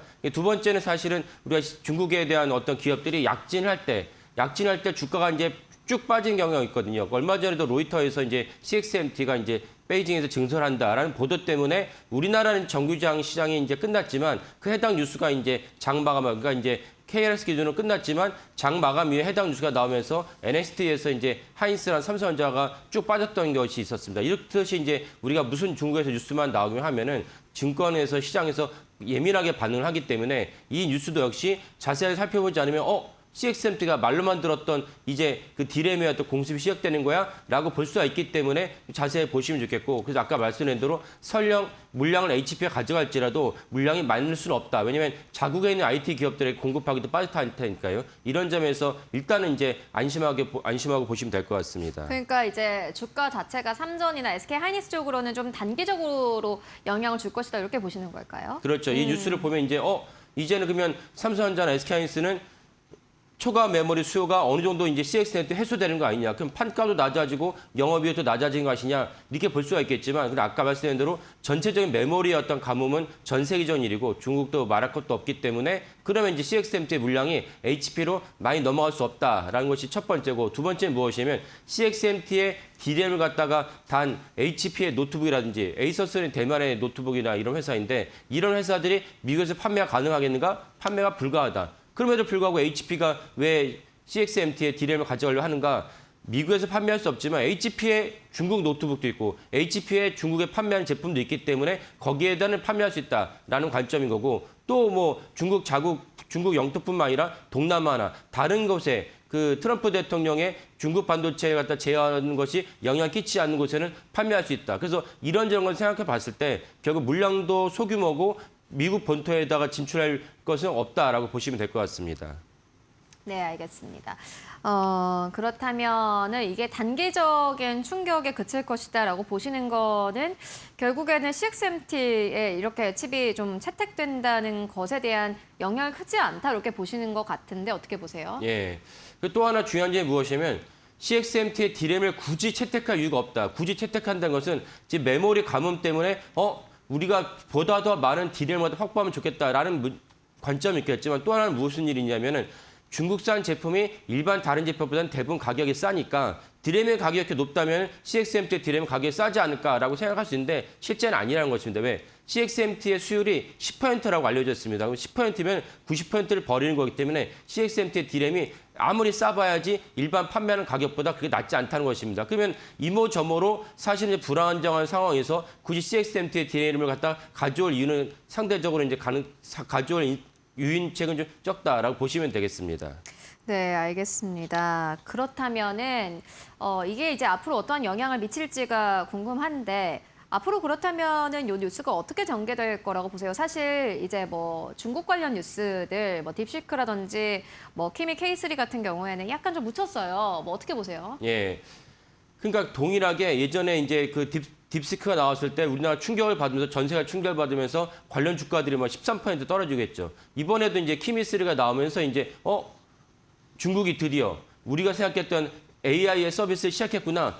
서비스 시작했는데 최상단의 서비스보다 못하지만 거의 준하는, 거의 버금가는 이제 능력을 보였다라고 하면서 또 이제 또 한번 키미3가 영향을 줬습니다. 근데 키미3에 대해서 아시는 분도 계시겠지만 키미3가 그 엔트로피의 페이블 갖다가 어떻게 복사했는가라는 관점에서 단순하게 코딩을 갖다 복사한 것이 아니고 키미3가 우리가 이제 챗GPT나 이제 제미나이를 쓰면은 우리가 질문하면 답변하고 답변한 걸 또 다르게 질문하고 이런 식으로 하지 않습니까? 그럴 때 그 키미3가 페이블에 가서 엔트로피 페이블에 가서 수백만 건의 질문을 하고 답변한 것을 모았습니다. 들키지 않고 모았다는 것은 뭐 대단하다 볼 수 있지만 어쨌건 자체적인 경쟁력이 아니고 그렇게 해서 남의 그 질문과 답변을 갖다 일종의 자산을 빼와서 그걸 마치 자신의 것인 양 포장한 다음에 사용자들이 질문하면 그 질문이 여기 있구나. 어차피 사람이 질문하고 답변한 건 뻔하지 않습니까? 수백만 건의 질문과 답변을 갖다 데이터베이스에 했기 때문에 키미스가 거기서 포장해서 마치 자기 것인 양 이제 그 선보였다는 것입니다. 이 말씀을 자세히 드리냐? 중국의 AI 성과가 실제보다는 사실 부풀려진 것이 많고 그 때문에 중국의 AI 성과가 나올 때마다 주가가 폭락한 것은 과민 반응이다 볼 수 있습니다. 딥시크도 마찬가지였죠. 최근에 딥시크가 어떤 뉴스가 나왔냐면 딥시크 창업자가 우리가 딥시크를 사용할 때 반드시 그 엔비디아의 HP액이나 비백을 쓸었다는 것이 나왔습니다. 그러니까 대부분 예상했다시피 도대체 HP액이나 비백을 쓰지 않고 딥시크 서비스 할 수 없거든요. 이 문제가 내부 문서에 확인됐고 이걸 블룸버그에서 보도를 하니까 딥시크가 아주 예민하게 과민 반응을 보였습니다. 이런 것들은 다 중국의 AI 성과가 실제보다 부풀려져 있고 그래서 부풀려져 있는데도 불구하고 시장에서 월가에서 과민 반응을 한다면 우리는 그때 오히려 이때 오히려 나의 자산을 늘릴 수 있는 수익을 갖다 늘릴 수 있는 기회다. 이렇게 이해하시면 될 것 같습니다. 네, 알겠습니다. 일단 첫 번째 기사는 여기서 모두 다 마무리를 좀 해보고 가도록 하겠습니다. CXMT의 칩이 또 많은 기업들에게 채택이 된다라는 이 보도를 가지고 오셨는데요. 일단 이 CXMT를 바라보는 시선은 딱 두 가지인 것 같습니다. 어찌됐든 간에 중국의 기술력이 향상되고 있다. 앞서서 머스트노5에서 전해드렸던 욜그룹의 투자 의견 그리고 리서치 결과이기도 합니다. 또 반면에 반대쪽에서는 CXMT의 사실 기술력이 향상된다고 하더라도 이게 한계가 있다라는 요 의견인데요. 일단 시장에서 어느 쪽에 좀 무게를 두면서 또 주가가 움직이게 될지 함께 확인을 해보시면 좋을 것 같습니다. 이어서 두 번째 뉴스로 옮겨가 보도록 하겠습니다. 두 번째 뉴스는 어디서 가지고 오셨습니까? 예, 대만의 이제 시장 조사기관 트렌드포스가 있지 않습니까? 트렌드포스가 삼성전자 파운드리의 그 공장 가동률이 높아져가지고 연말이면 거의 100% 도달할 수 있다라는 이제 보도를 했습니다. 그렇다면 삼성전자 파운드리가 계속 애물단지로 이제 그 삼성전자 내부에서 미운 오리 새끼 취급받았는데 이제는 진짜 날아오를 수 있는지 한번 자세히 살펴보도록 하겠습니다. 네, 알겠습니다. 요 트렌드포스의 이제 이야기를 가지고 오셨는데 삼성 파운드리 실적 반등을 기대한다. 2026년 하반기 가동률 100%를 목표로 하고 있다라는 내용을 가지고 오셨습니다. 요 내용에는 그렇다면은 좀 자세하게 어떤 것들이 담겨져 있습니까? 예. 공장 가동률을 100% 올린다는 뜻은 무엇이냐? 지금은 현재는 이제 한 70% 정도 추정이 됩니다. 그 100% 올린다는 것은 결국 삼성전자 파운드리에게 누가 일감 맡겼다는 뜻이죠. 그러니까 누군가 일감을 맡겼느냐? 이 점을 갖다 자세히 살펴보겠는데 일감을 맡긴 주체를 본다면 삼성전자 내부에서 일감을 먼저 맡겼다고 나옵니다. 그러면 어느 데서 일감을 맡겼느냐? 삼성전자 갤럭시 S 시리즈의 AP라고 있습니다. AP가 이제 그 일반 PC로 치면 이제 CPU에 해당하는데 AP에 대한 물량을 갖다가 삼성전자 그 모바일 사업부가 파운드리에다 맡겼다라는 것이 첫 번째고, 두 번째는 어디냐? 삼성전자 이제 똑같이 이제 DS 사업부, 반도체 사업부에서 그 HBM4를 제작하는데 이제 HBM4 제작에서 파운드리가, 삼성전자 파운드리가 개입할 여지가 있습니다. 개입할 여지가 있는데 어디를 갖다가 만드느냐? D램을 갖다가 12층을 갖다 쌓는 것은 여전히 모바일 그 DS 사업부가 하지만 D램 12층을 쌓은 것을 갖다가 밑에 연결하는 베이스 다이랑 연결하는 것은 이제 베이스 다이 자체는 이제 파운드리에서 만들 수가 있습니다. 예전에 이제 TSMC에 넘겼지만 이제 삼성전자 자체적으로 파운드리에서 만들 수가 있습니다. 그래서 삼성전자 파운드리가 큰 자기의 내부에 큰 고객 두 곳에서 이제 일감을 맡긴다는 것입니다. 일감을 맡긴다면 그 실제로 성공한다면 이것은 두 가지 관점에서 되게 중요하다라고 볼 수가 있겠습니다. 네, 알겠습니다. 그렇다면 키워드 바로 열어보도록 하겠습니다. 키워드는 그래서 일감 맡길 고객은 어디라는 키워드입니다. 뭐 일단은 뭐 고객들이 일감을 맡겨야지 결국에는 사업이 되지 않겠습니까? 그렇죠. 요 예. 질문에 대한 대답은 어떻게 되나요? 예. 삼성전자 갤럭시의 AP를 갖다가 삼성전자 파운드리에서 만들지 않았어? 라고 의문을 다시는 분들이 계실 텐데 언제까지는 그걸 잘 만들었냐면은 사실은 22년도 그때 그 GOS 논란이 있었습니다. 이 발열 논란인데 무엇이냐면은 삼성전자가 갤럭시 S22를 만들었는데 그때 22가 그 당시도 최고의 스펙을 갖고 만들었습니다. 그래서 여러 가지 유저들이 특별히 게임을 갖고 사용한 유저들이 갤럭시 S22를 갖고 최고 사양의 게임을 갖다가 열심히 했는데 이게 의외로 사양이 생각만큼 잘 안 나오는 거예요. 그래서 왜 그런가 알아봤더니 삼성전자가 최고 사양으로 갤럭시 S22를 사용하면은 발열이 나니까 열이 너무 발생하니까 최고 사양으로 사용할 수 없도록 제한을 뒀던 것입니다. 이게 GOS 논란인데 이 문제가 커졌죠. 왜냐하면 그런 사실을 고객들에 미리 알리지 않았기 때문에 일종의 약간 속였다고 볼 수 있거든요. 그래서 발열 논란이 있었는데 알고 봤더니 결국은 그 AP를 갖다가 제작했던 삼성전자 파운드리에서 제대로 제작을 못했다고 결론이 났습니다. 그러다 보니까 이제 모바일 사업부는 나는 더 이상 아무리 같은 회사지만 당신들에게 우리 AP를 맡길 수 없습니다. 라고 결론이 냈고 그래서 이제 적어도 그 다음에 23까지는 한 번도 물량을 주지 않았고 24부터는 24까지부터는 이제 물량을 일부 맡겼습니다. 하지만 이번에 갤럭시 S26까지도 최고 사양의 갤럭시 S는 갖다가 퀄컴을 갖다 썼지 갤럭시의 그 AP를 갖다가 파운드리에 온전히 맡기지 않았습니다. 이랬던 상황에서 아까 말씀드린 대로 만약에 내년에 출시되는 갤럭시 S27의 모든 AP를 갖다가 삼성전자 파운드리를 맡게 된다면 삼성전자 내부 입장에서도 굳이 퀄컴을 갖다 가져다 쓸 필요가 없고 그러면 퀄컴에 넘겨줄 돈이 없어지니까 삼성전자 자체는 영업이익이 올라갈 수밖에 없습니다. 두 번째는 삼성전자 파운드리가 자존심을 좀 회복할 수 있는 거죠. 아니 너네가 도대체 얼마나 기술력이 부족하면 니네 내부에 있는 고객도 믿지 못해서 맡기지 못하는 거냐? 라는 맥락을 당연히 받을 수 있지 않습니까? 이런 맥락에서 삼성전자 파운드리가 이젠 다시 한번 도약할 수 있는 그런 어떤 기반이 마련했다라고 볼 수가 있겠습니다.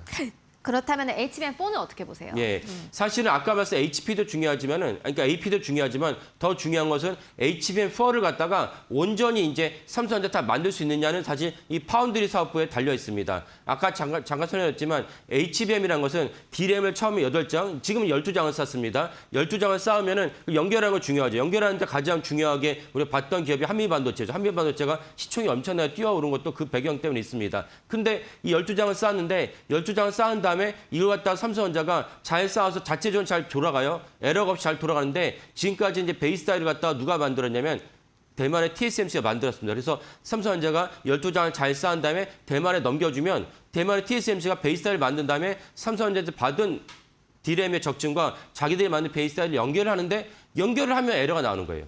그래서 삼성전자가 HBM3E까지 엔비디아에다 대규모 납품을 실패했습니다. 삼성전자는 참 힘든 일인데 어쨌건 대만 TSMC 입장에서는 아니 하이닉스는 잘 만들어 오는데 니네가 문제 있는 거야 라고 얘기를 하는 것이죠. 그러니까 어쩔 수 없이 삼성전자가 HBM에서는 수모를 겪었는데 이제는 HBM4부터는 TSMC에 넘기지 않고 삼성전자 자체적으로 베이스 타일을 만든 다음에 그다음에 이제 엔비디아에 넘깁니다. 이렇게 되면 삼성전자 입장에서 더 이상 대만의 TSMC에 핑계댈 이유도 없고 이제는 온전히 삼성전자에게 역량이 좌우된다라고 보시면 되겠습니다. 그래서 이번에 삼성전자 파운드리가 HBM4의 베이스 타일을 만들어서 엔비디아 납품을 성공적으로 한다면 그러면 삼성전자 입장에서는 더 이상 하인스에 적어도 HBM에 있어서 하인스에 뒤처진 2등 기업이라는 오명을 또 씻게 되고 매출과 영업이 또 한 번 더 점프하게 됩니다. 아까 첫 번째 코너에 있었던 CXMT를 갖다가 하인스보다는 삼성전자가 더 예민하게 반응해야 될 이유는 무엇이냐? 범용 디램에서는 바로 삼성전자가 바로 이제 그 영향을 바로 받기 때문이죠. 근데 아까 말씀드린 HBM4를 갖다가 엔비디아에 대량 납품할 수 있다면 CXMT가 디램을 갖다 팔든 안 팔든 삼성전자는 상대적으로 영향이 적다라고 보시면 될 것 같습니다. 네, 그렇다면은 이제 이게 사실은 이미 엔비디아 납품이 된다고 하죠. 이건 어떻게 좀 보고 계신가요? 예. 그럼 제 설명 들으신 분들은 아니 1월 달에 삼성전자가 HBM4를 대대적으로 이제 양산해서 생산했다고 그랬는데 그건 어떻게 된 거냐라고 의문이 다실 분들 계실 텐데 지금 곰곰이 생각해 보시면 아직까지도 엔비디아가 루빈을 갖다가 다음 버전인 HBM4가 반드시 필요한 루빈을 갖다가 대대적으로 납품을 하지 않았어요. 루빈을 공급하지 않았어요. 그러면 삼성전자가 1월 달에 말했던 그 HBM4를 갖다 납품했던 건 무슨 뉴스냐? 거기 별로 엔비디아는 얘기 없습니다. 하지만 누구나 다 엔비디아 납품했다고 우리가 다 썼고 생각을 했는데 그 뉴스는 무엇이냐? 삼성전자가 엔비디아에 납품하는 어떤 소량의 갖다 물량을 공급했다라고 보시면 됩니다. 왜? 아직도 엔비디아가 사실은 루빈을 갖다 대량으로 데이터 센터에 공급하지 않았기 때문에 그 정도로 HBM4가 대량으로 공급할 수요가 없었습니다. 이제 하반기에 HBM4가 대량으로 이제 시장에 깔리기 시작합니다. 이 때문에 사실 삼성전자 1월 초에 말했던 것은 엔비디아에다가 물량 일부를 갖다 넘겨줬던 것이고 그 때문에 사실은 그거 가지고 대대적으로 우리가 인식할 필요 없다라고 제가 몇 번이나 말씀드렸습니다. 그러니까 오늘의 뉴스인 HBM4를 갖다가 삼성전자가 성공적으로 잘 납품한다면 이 뉴스는 엔비디아에다가 시장 점유율을 갖다가 보다 더 올릴 수 있는 것이기 때문에 삼성전자 파운드리가 제대로 한다면 삼성전자 전체적에도 큰 어떤 역할을 끼치게 된다라고 보겠습니다. 네, 알겠습니다. 삼성전자 이제 파운드리 사업에 따라서 앞으로의 뭐 실적 부분이라든지 요거 주가에 대한 회복 부분이 좀 결정이 될 텐데 앞으로 파운드리 쪽에서 어떠한 성과 나오는지 여러분들 함께 확인해 보시면 좋을 것 같습니다. 네, 지금까지 조우진 대표와 함께 이야기 나눠봤습니다. 말씀 고맙습니다. 예, 감사합니다.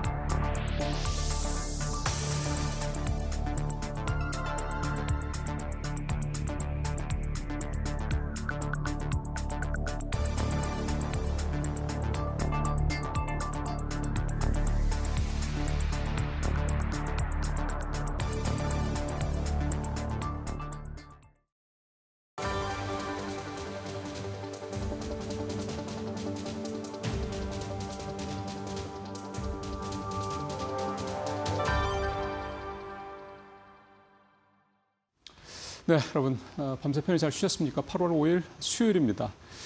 오늘 내일까지가 좀 피크일 것 같습니다. 금요일 정도부터는 조금씩 떨어지더군요. 어쨌든 이번 주까지는 어쨌든 좀 마음 가고 단단히 하시고 잘 견뎌내셔야 될 것 같습니다. 날씨 엄청 뜨거워지고 있는데요. 지난주, 지지난주까지 보면은 날씨는 엄청 뜨거워지는데 주식시장은 계속 차가워졌었죠.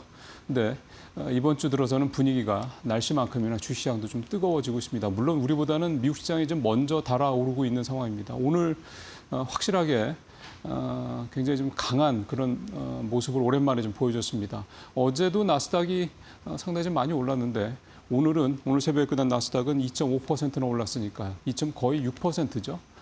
나스닥이 2% 넘게 오른 거는 꽤 오랜만에 보는 거인데다가 오늘 전반적으로 반도체 관련주들이 또 급등을 하는 필라델 반도체 지수가 6.5% 급등을 했고 SK하이닉스 ADR을 비롯해서 마이크론 테크놀로지 다 뭐 5, 6, 7% 이렇게 두 자릿수 근처 가까이 오른 종목들도 제법 많았습니다. 또 무엇보다 눈에 띄는 거는 AI 인프라와 관련된 종목들 예를 들어서 뭐 광통신도 그렇고 데이터 네트워크 쪽도 그렇고 하여간 이쪽 관련된 종목들, 전력 쪽도 그렇고 전반적으로 좀 다 같이 오르고 있는 모습으로 봤을 때 그동안에 한 2달 가까이 이렇게 깊은 숨고르기, 지루한 숨고르기를 보였던 AI 관련주들의 움직임이 이제 다시 반등 쪽으로 방향을 잡는 부분들이 좀 조금 더 오늘 시장을 통해서 좀 가시화되고 있다, 이렇게 좀 봐도 될 것 같습니다.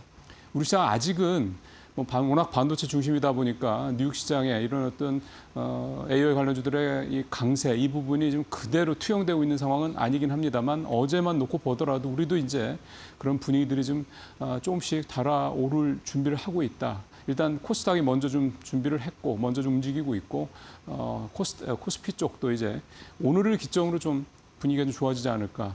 또 야간 선물도 오늘 오랜만에 거의 5% 가까이 좀 급등을 한 것도 좀 받쳐줄 분위기인 것 같습니다. 자, 오늘 준비한 내용 2가지인데, 하나, 첫 번째로 ETF 얘기를 좀 오늘 준비를 했습니다. 잘 아시는 것처럼 사실은 장이 우리가 확 꺾이기 전까지만 해도, 그러니까 6월 한 중순 정도까지 봐도 될 것 같습니다. 전체 거래 대금이 한 60조, 70조까지 급증을 할 때 한 절반 정도는 사실 ETF 자금이었습니다. 또 그 절반 정도의 거래 대금, 거래를 차지하는 것 중에 또 한 절반 가까이는 또 레버리지 쪽. 나중에는 사실은 7월 쪽, 그러니까 6월 말로 갈수록은 더 늘어나서 7월 달에는 아마 7월 초반까지는 아마 이 단일 종목 레버리지 중심으로 레버리지 ETF가 또 전체의 또 절반 이상을 차지했었던 그런 자료도 좀 있었던 것 같습니다. 결국은 이제 그만큼 우리나라 주식시장에서 이 ETF의 거래 비중은, 그러니까 ETF 전체에서 ETF의 비중은 이제 한 절반 정도로 봐도 크게 틀린 말은 아닐 것이다, 이렇게 좀 볼 수가 있겠습니다. 그래서 7월 달 우리나라 ETF 시장의 상황을 점검한, 결산한 자료가 있어서 오늘 그 내용을 중심으로 지난달 ETF 시장을 점검을 해보고 이제 이 부분들이 이제 뭘 시사하는지를 한번 살펴보도록 하겠습니다. 일단 첫 번째는 ETF 운용사별 순자산 총액입니다. 이 얘기는 뭐냐면, 이제 제일 마지막에 좀 연한 보라 색깔 그 통계를 이제 가지고 말씀드리겠습니다. 이 통계는 뭐냐면 전체에서 자산 운용사별 무슨 순위가 사실 중요하지 않습니다. 우리나라 이제 ETF 시장은 삼성자산운용이 거의 압도적으로 1위를 차지하고 있기 때문에 다른 데하고 순위 비교는 별 큰 의미는 없고, 얘네들의 이 운용사들의 운용 규모가 어떻게 변했냐, 그거를 보시는 게 중요합니다. 보시는 것처럼 삼성자산운용이 200조, 39 전체 비중의 거의 40%죠. 미래에서 그러니까 2위랑 10%포인트 가까이 차이가 나기 때문에 비교를 직접적으로 하기는 좀 그렇고요. 그러니까 이 두 회사가 전체 얼마입니까? 70% 정도 차지하는 거죠. 나머지 다 합쳐서 30%니까요. 이 두 회사 빼고는 사실 비교의 여지는 별로 없고, 근데 이 두 회사를 중심으로 얼마나 줄었느냐. 그러니까 삼성자산운용은 지난 6월 말, 그러니까 그래도 고점에서 많이 안 떨어졌을 때죠. 그때만 해도 200조의 이 순자산, 그러니까 전체 삼성자산운용이 운용하고 있는 규모입니다. 그게 거의 170조였는데 이게 15%가 줄었습니다. 7월 달에 들어서 한 달 사이에. 그다음에 미래에셋은 14% 정도가 줄었고, 그래서 미래에셋이 조금 더 삼성자산운용이랑 차이를 줄였다고 하는데 별 차이 없습니다. 큰 차이 없고요. 밑에 쭉 보시면 대부분 많이 줄었고, 여기가 어디입니까? 키움투자증권이 31%는 줄어서 가장 많이 줄었고, 요 밑에 있는 우리자산운용도 26%가 좀 줄어드는 모습을 보였고, 우리자산운용은 오히려 늘었죠, 유일하게. 그 다음에 그 바로 위니까 삼성액티브, 이게 코액트, 그러니까 액티브 ETF를 출시를 주로 하는 삼성자산운용의 또 자회사죠. 이 코액트, 여기 삼성 코액트 이쪽이 이제 마이너스 20%, 확실히 이제 액티브 쪽이 많이 타격을 입었다, 이렇게 좀 볼 수가 있겠습니다. 전체적으로 보면 다 15%대 전후로 순자산이 줄었다라는 거를 이제 특징적으로 좀 알 수가 있고, 이 얘기는 결국 뭐냐면 전체 순자산, 그러니까 ETF 시장의 전체 순자산도 15%가 줄었다. 이제 이 얘기가 되는 건데, 이 15%가 줄어들었다는 게 돈이 들어오는, 그러니까 유입 자금이 15%가 줄었다는 의미가 아니고, 그만큼 갖고 있던 돈이 수익률이 뚝 떨어지면서, 그러니까 손실이 나거나 어쨌든 내가 들어갔던 금액보다 가격이, 주가가 싸지면서 그만큼 줄어들, 이쪽이 더 무게를 좀 실어야 될 그런 내용이 되겠습니다. 어찌 보면 개별 종목들에 비해서는 사실 우리가 하이닉스가 52%까지인가 떨어졌죠. 삼성전자도 46%까지인가 떨어졌고요. 최저점이. 개별 종목들은 50% 떨어진 종목들이 사실 부지기수입니다.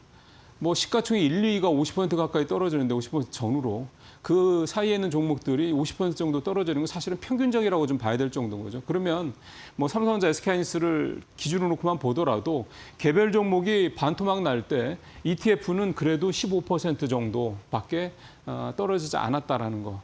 이 얘기는 결국은 ETF라는 이 상품이 갖고 있는 가장 큰 장점이죠, 우리가 얘기하는. 물론 삼성전자나 SK하이닉스가 뭐 2배, 3배 오를 때 ETF가 그만큼 오르지도 못합니다. 많이 올라야 2배 정도 오르는 게 일반적이었고, 그럼에도 불구하고 이 ETF 상품이 갖고 있는 특징이 장이 그렇게 전대미문의 그런 초급락세, 거의 이제 폭락을 할 때에도 ETF 상품은 그래도 비교적 안정적인 어떤 그런 상황을 유지를 했다. 훨씬 덜 떨어지고 올라갈 때도 물론 뭐 덜 오릅니다만 그런 것들이 이제 ETF 시장에서 우리가 확인할 수 있다. 이게 굉장히 의미가 있는 거라고 봐야 될 것 같고요. 전체적으로 코스피가 22% 떨어질 때 ETF 이렇게 됐다. 이게 좀 말씀을 드렸고 삼성자산운용 비롯해서 이렇게 운용사들 이거는 앞서서 말씀드린 그 내용을 좀 정리한 내용이라고 좀 볼 수가 있겠습니다. 다음 장 가보도록 할까요? 네. 그래서 이제 이런 7월 달에 이런 아수라장에서도 이제 산 종목들이 있고 판 종목들이 있지 않겠습니까? 그래서 보니까 상위 5위까지 보면 역시 코덱스, 삼성자산운용의 이 코덱스, SK하이닉스, 다임노그레버리지가 제일 많이 순매수를 했고요. 그러니까 이거는 결국은 저가 매수라고 생각하고 두른 분들이 좀 많이 있겠죠. 아마 근데 이것도 두른 시기에 따라서 월 초에 들어갔으면은 손실이 뭐 굉장히 클 거고 월 말에 진짜 7, 8일? 지난주죠. 지난주 중반 정도에 들어간 분들이라면 수익을 꽤 많이 또 내셨겠죠. 근데 그것도 또 그 사이에 또 엊그제 월요일 날 또 8% 떨어지는 바람에 또 뭐 그렇게까지 큰 재미를 보지는 못할 수도 있습니다. 어쨌든 그렇고. 그다음에 코스닥 150 레버리지. 요거 산 분들도 1조 2천. 이게 굉장히 두 번째로 많다는 것 좀 느낍니다. 그러니까 코스닥에 대한 관심이 좀 확 올라가고 있다. 이 부분이 눈에 띄는 거죠. 코덱스 레버리지. 그러니까 전체적으로 보면 다 상위 5개 중에서 4개가 다 레버리지입니다. 그리고 SK하이닉스 레버리지가 전체 1위와 4위를 차지할 정도로 SK하이닉스 다인종목 레버리지의 순매수가 아주 ETF 시장에 들어오는 자금의 순매수 자금의 아주 대부분이 집중됐다 이렇게 볼 정도로 여전히 아직은 이 레버리지 특히 다인종목 레버리지에 대한 수요가 굉장히 크다. 이걸 확인할 수 있었던 거고요. 그다음에 매도 종목들 보니까 그 순매수 하위 매도 종목들을 좀 보면 반도체 쪽이 매도를 또 많이 했고 인버스 쪽도 꽤 매도를 많이 했습니다. 인버스 쪽도 많이 산 걸로 좀 나왔는데 7월 달에는 워낙 장이 떨어져서 그런지 이건 아마 장이 많이 떨어지니까 반등을 생각을 하고 인버스를 팔았던 것 같습니다. 그렇게 해서 인버스들을 좀 했다. 이렇게 좀 특징을 말씀할 수 있겠고요. 그러면 이렇게 장이 안 좋았던 7월 달에 뭐 새로 출시된 게 뭐가 있냐. 거기서 이제 이 운용사들이 다음 섹터를 뭘 생각하나 이걸 좀 살펴볼 수가 있어서 좀 이걸 가져왔는데 보니까 뭐 이렇게 쭉 있고요. 우주산업 쪽 이게 아무래도 스페이스X 관련된 부분들이 좀 예상이 되는 것 같습니다. 그래서 이쪽하고 광통신 쪽 ETF 상품들이 이렇게 뭐 아주 뭐 대여섯 개 이렇게 나온 건 아니고요. 한두 개씩 이렇게 눈에 띄게 나왔다. 그러니까 지금 광통신 같은 경우는 주가가 굉장히 좋습니다. 우주산업도 주가가 좀 많이 반등을 했고요. 요 며칠 사이에. 특히 대부분 코스닥 쪽에 있는 상품들이다 보니까 그래서 이런 거는 ETF 상품들 새로 뭐를 자산운용사들이 출시하느냐 이걸 한번 보시는 것도 넥스트 섹터를 우리가 좀 생각을 할 때 준비할 때 좋은 참고가 되지 않겠냐 그런 생각이 좀 드네요 마침. 어쨌든 7월 달에 이렇게 장이 안 좋았을 때도 운용사들은 이 다음 걸로 이런 것들을 준비하고 있었다. 그리고 지금 이게 좀 딱 맞아 떨어지고 있다. 결국 앞서 코스닥 150 레버리지를 두 번째로 많이 샀다 말씀드리지 않았습니까? 그러니까 좀 판단이 좀 빠르신 소위 말하는 스마트머니 이런 것들은 스마트머니들은 이제 코스닥이 어느 정도 이제 반등을 할 때가 됐다라고 판단하고 미리 그냥 코스닥 150 ETF가 아니라 레버리지 ETF를 집중적으로 매수를 했다. 이게 이제 7월 달에 나타난 또 하나의 특징 중에 하나다 이렇게 볼 수가 있겠습니다. 자, 7월 달 ETF 시장 이렇게 좀 점검을 하고 여러분들께서 좀 참고하실 만한 그런 내용들 있었으면 하는 생각 가져봅니다. 자, 두 번째로 지금 반등하는 분위기인데 특히 코스닥 시장이 상당히 좀 좋기 때문에 계속해서 좀 하고 있습니다만 반도체가 이렇게 주춤할 때 좀 주도업적으로 나올 수 있는 섹터가 뭐가 있느냐. 이제 이번에는 엔터사를 좀 준비를 했습니다.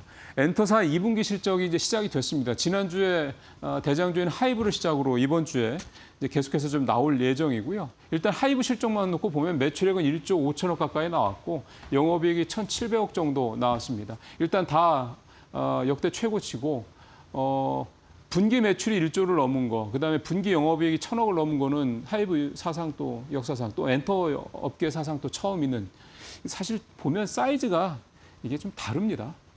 SM 엔터 같은 경우 뭐 두 번째 회사인데 매출 3천억대, 그다음에 영업이 500억대지 않습니까? 이 매출이 한 5배 차이가 5배 이상 차이가 나고 영업이익도 3배 이상 차이가 나기 때문에 이제 하이브가 이건 사실 뭐 대장주, 그렇죠, 대장주고 나머지 회사들은 이제 그냥 순위가 별 의미가 없는, 어쨌든 이게 1, 2, 3, 4입니다. 하이브, 엔터, SM, 그다음에 JYP, YG 이런 순위가 되는 거고, 대충 보시면 아시겠지만 이게 추정치긴 한데요. 대략 이 회사들의 매출 사이즈와 이익 사이즈가 어느 정도를 아마 한눈에 여러분께서 좀 파악을 하실 수가 있을 겁니다. 이렇게 해서 좀 판단을 좀 하시면 될 것 같고요. 세부적으로 좀 들어가 보도록 하겠습니다. 자, 하이브부터 보시면 엄청난 영업이익을 뭐 전년 대비 2배가 다 넘었죠. 영업이익률 11%도 굉장히 높은 거고, 말씀드린 그 내용이고, 역시 가장 히어로는 BTS죠. BTS가 좀 5집 앨범 출시하고 다 이제 완전체가 처음 돼서 그다음에 월드 투어를 시작을 했고, 좀 1차 끝났고 좀 추가 공연하려고 지금 미국에 좀 얼마 전에 갔다라는 기사가 나오기도 했습니다. 근데 BTS 공연 매출이에요. 이게 상반기에만 1조 5천억 규모가 된다고 합니다. 어제 마침 그 키움증권 임수진 연구위원이 나와서 얘기를 한 걸 좀 들어봤는데, 참고를 해서 뭐 요 수치하고 조금 변동이 있긴 합니다만, 일단은 이 상반기에 1조 4,500억 매출에 이 BTS 매출이 지금 일부 들어간 거고요. 그러니까 전반기 매출만 들어간 거고. 전체로 이제 하반기까지 해서 내년 1분기까지 이 월드 투어가 이제 준비가 되는데, 내년 1분기까지, 그러니까 거의 올해 2분기부터니까 약 1년이죠. 이 1년 동안에 BTS가 월드 투어를 통해서 올리는 매출이 1조 5천억 원 정도에 달할 것이다.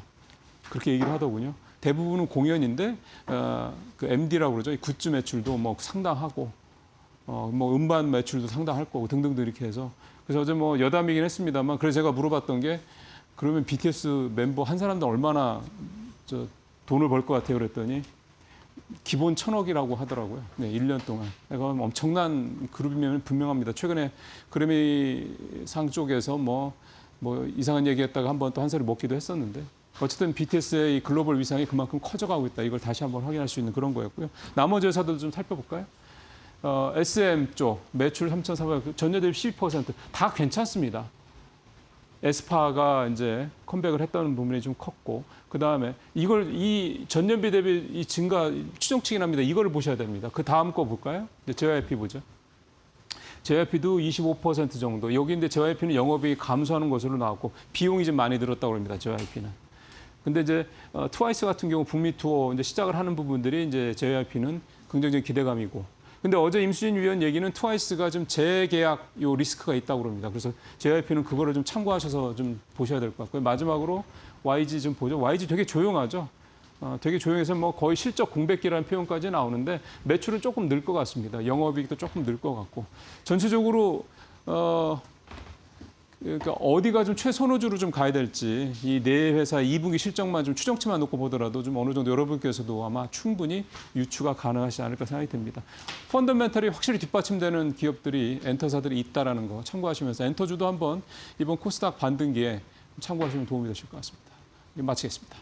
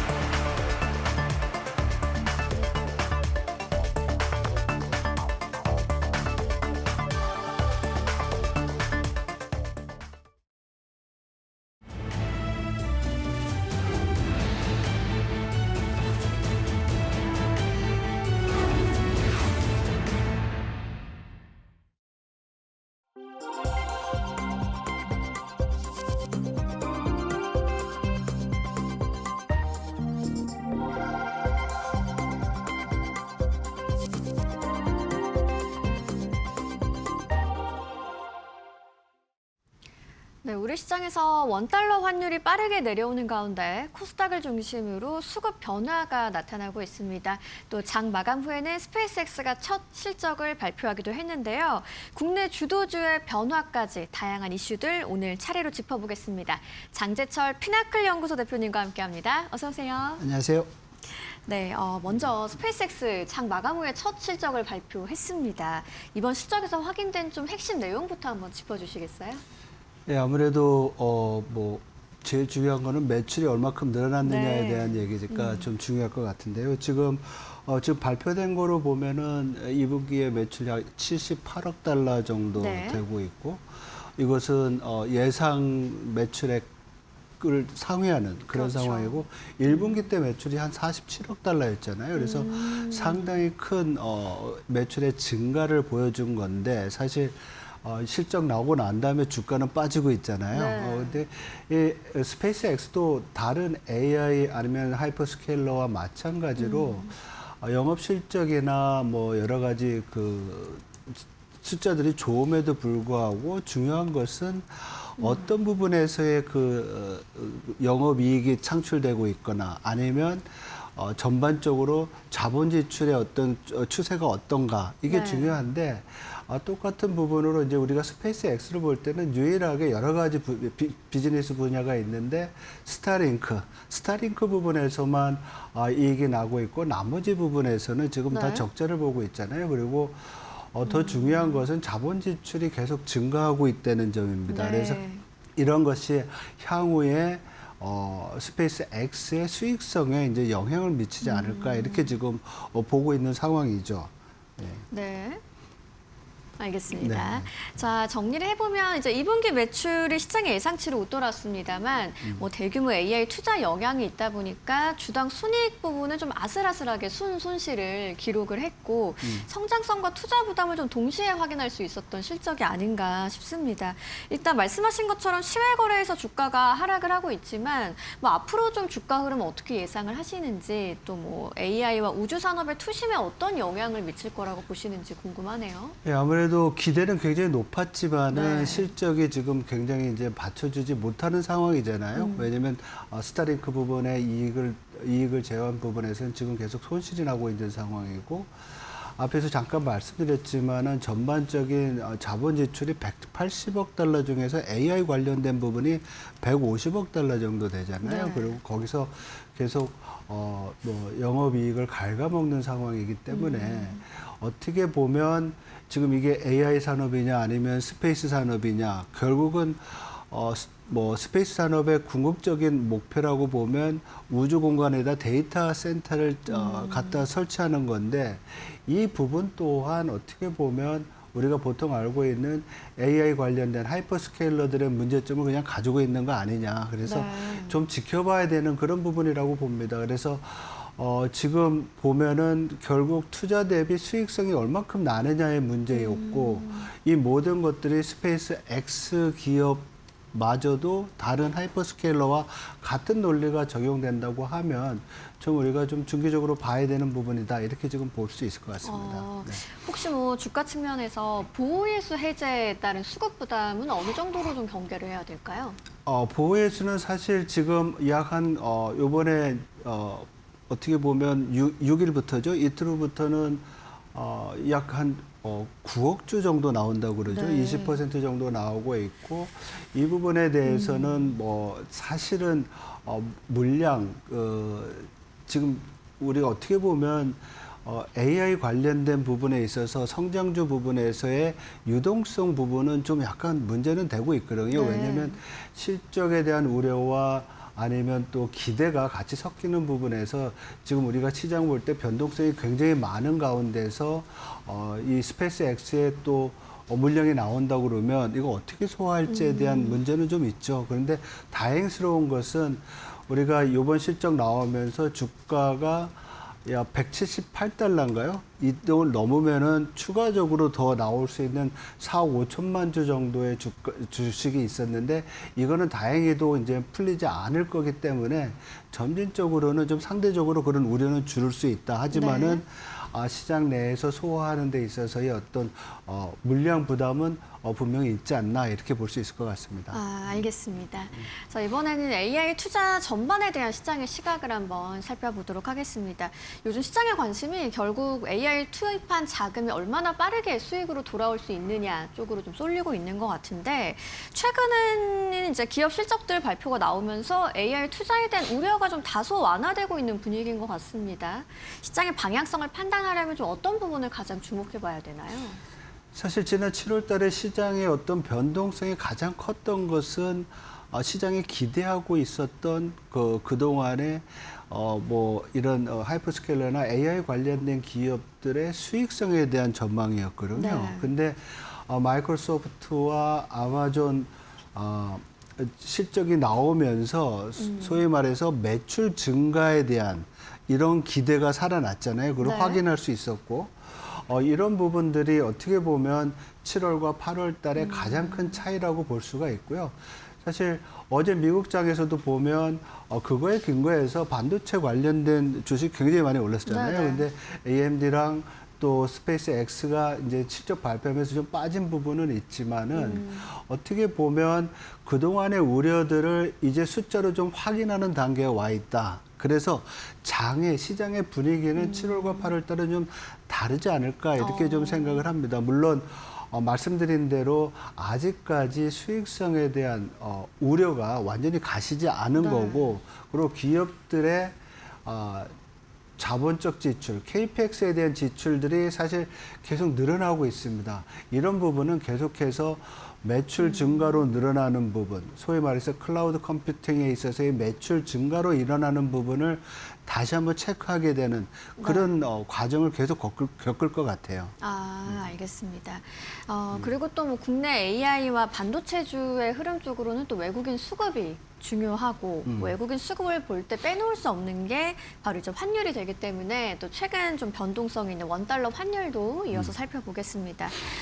미국과 일본의 엔화 약세 공동 대응 그리고 외화 유입 속에서 원달러 환율이 좀 빠르게 하락을 하고 있는데 최근 흐름을 좀 어떻게 해석하고 계신가요? 사실 달러 원 환율이 빠지게 된 것은 뭐 우리가 달러 원 환율이 오를 때 그 네. 원인이 외국인의 우리 주식시장에서의 매도 규모가 컸기 때문에 빠진다는 얘기를 했었거든요. 네. 원화가 약세가 됐다는 걸. 근데 최근에 보면 외국인의 매도 규모가 많이 줄었습니다. 그래서 뭐 5월, 6월 달에 약 한 40조 정도 됐던 것이 지금 7월 달에 10조 정도로 줄었고요. 그리고 8월 달 들어서도 그 규모가 많이 죽고 또 순매수로 돌아서는 부분들이 있기 때문에 네. 이런 것들은 원화의 강세 요인으로 작용할 수는 있습니다. 덜 팔고 나가니까. 네. 근데 미국과 일본이 공동 외환 시장에 개입해서 엔화를 강하게 가져갔잖아요. 네.